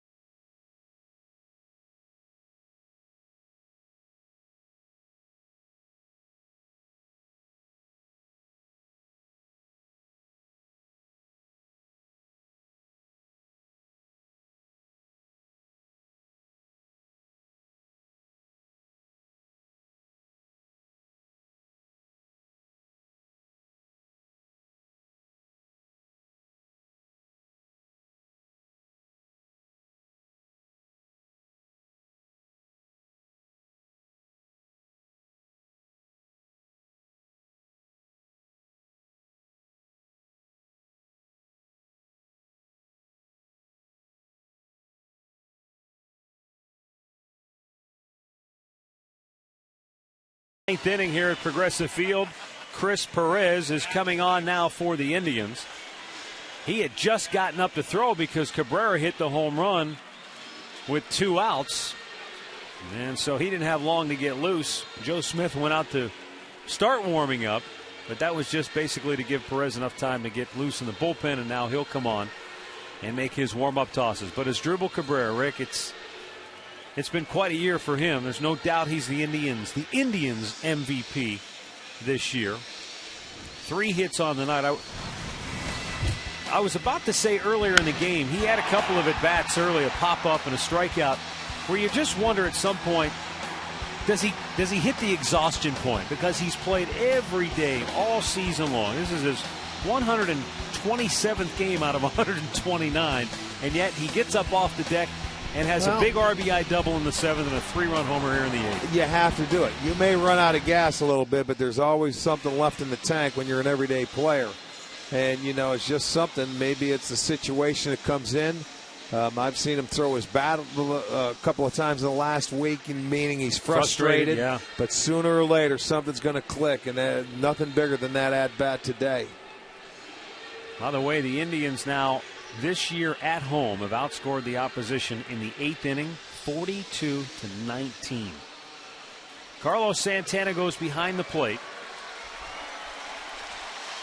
Matt Laporta comes into the ball game at first base. Chris Perez will try to nail it down.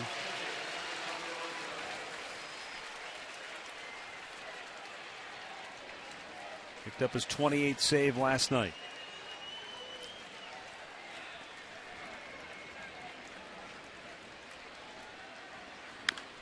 And a foul ball by Salvador Perez.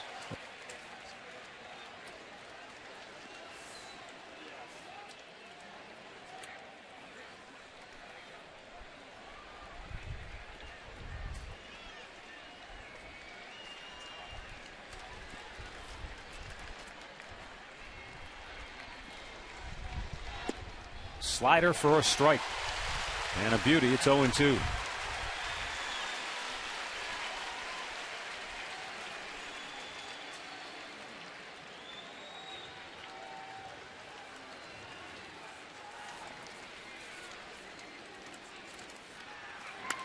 Back out of play.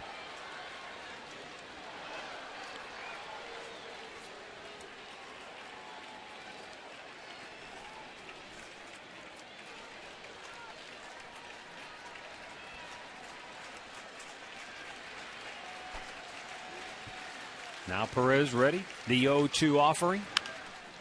Foul out of play. This guy can put up some at-bats, can't he? Well, from what we've seen in the first 2 games, yes. I mean, this kid, this is the first time that we've had an opportunity to see him play. I like him defensively, and you're right, he's had some good at-bats so far in the series. Another 0-2 pitch. A little bit outside. This crowd of 35,370 didn't like it. They thought it was strike 3. Wow. It was a lot closer on the second look. Fouls it out of play. Well, I think the umpire witnessed. He went out and hit a pitch off Carmona today that was about 6 inches off the plate. And he's saying, well, if he can't reach it, it's probably a ball. That one was close. You're right, that 0-2 pitch by Perez.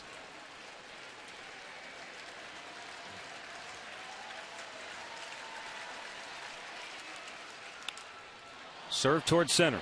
Racing in Carrera. He won't get there. He was playing so deep, and now it skips by him.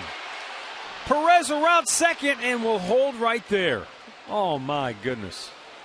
Well, we've seen it time and time again. They play so deep that when he comes in to run and get that ball, then he overruns it. That's the tying run. I mean, you cannot do that. Look how deep he is for a number 8 hitter. And he comes in, and now he's going to misplay the ball and let it get by him for an error. So it's a base hit, it's an error, and a huge mistake with the tying run. Unbelievable. If you're going to play deep, then it's a single. Terrible play. Alcides Escobar up there to bunt. They pinch in at the corners. Bunt back to Perez. He's looking to third. Throws it there. They got him. Oh, my, what a break. Perez with the risky play, but made a perfect throw to Hanahan, and they nail Salvador Perez for out number 1. Well, Perez didn't hesitate. You remember last time on this homestand, he tried to go to third base. He rushed it when he should have went to first, and he bobbled the ball, and they had a big inning. Now, this time, he didn't bobble it. He didn't rush it. And they didn't pinch run for the catcher. And there you'll see, boom, he is out. Good play, heads-up play by Perez to get the lead runner. There's Hanahan to apply the tag. He threw a strike to Jack Hanahan, didn't he? He didn't rush it. He knew that's exactly what he wanted to do. Now Alex Gordon looks at a ball down low. Gordon has had a big night. 3 for 3. The double, the 3-run homer back in the 7th. Runner goes. Throw down by Santana. Not in time. Escobar with his 19th stolen base of the year. And that tying run gets into scoring position for Kansas City. Boy, and that's the chance you take. And Ned Yost, the riverboat gambler, is going to take his chance. And you know what? With most closers, they don't have a good move. They don't pay attention to the base runners. And Perez is in that boat. They get off, and they're going to start running. So there's the tying run back in scoring position. Gordon swing and a miss. It's 2-1.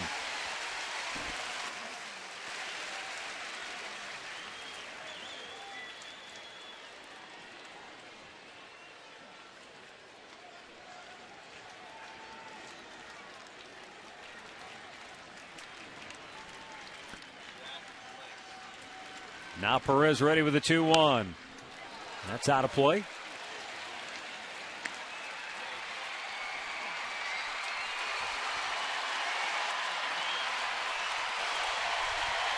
Drama here in the 9th. Tribe clinging to a 1-run lead. They hadn't led this game since they had the 1-0 lead early. Kansas City, with a 3 spot in the 4th, had been on top or tied ever since, before Cabrera hit the home run in the bottom of the 8th inning to put the Indians back in front.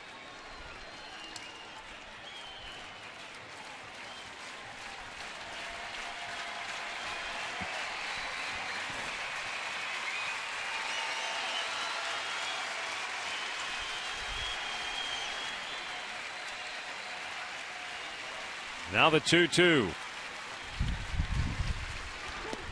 Checked his swing. Did he go? He did!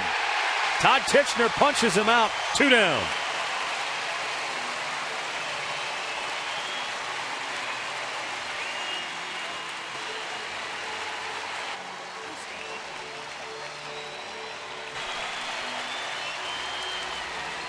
Well, there's the front look.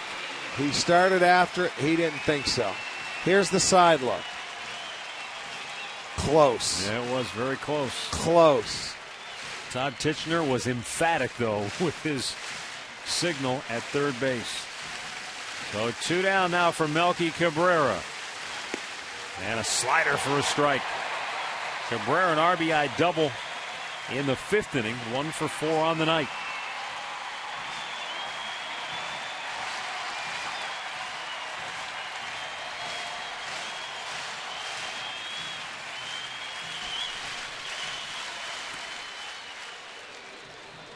And 1 to count.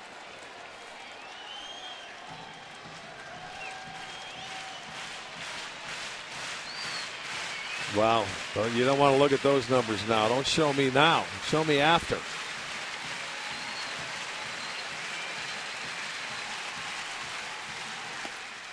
A little bit outside, 2-1.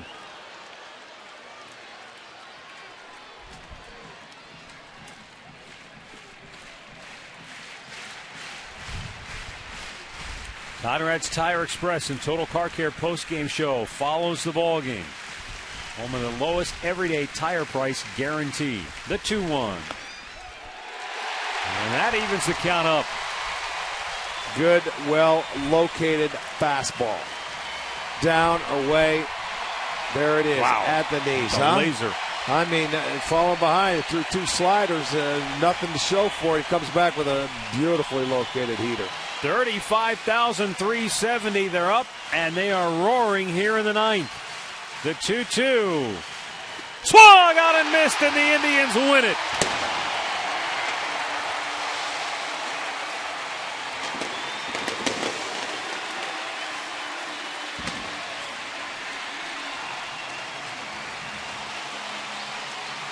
Tribe moves back above 500, 65 and 64 on the year.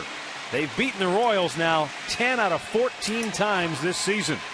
KC drops to 54 and 79. Winning pitcher Joe Smith, he's 3-3. The save goes to Chris Perez, his 29th on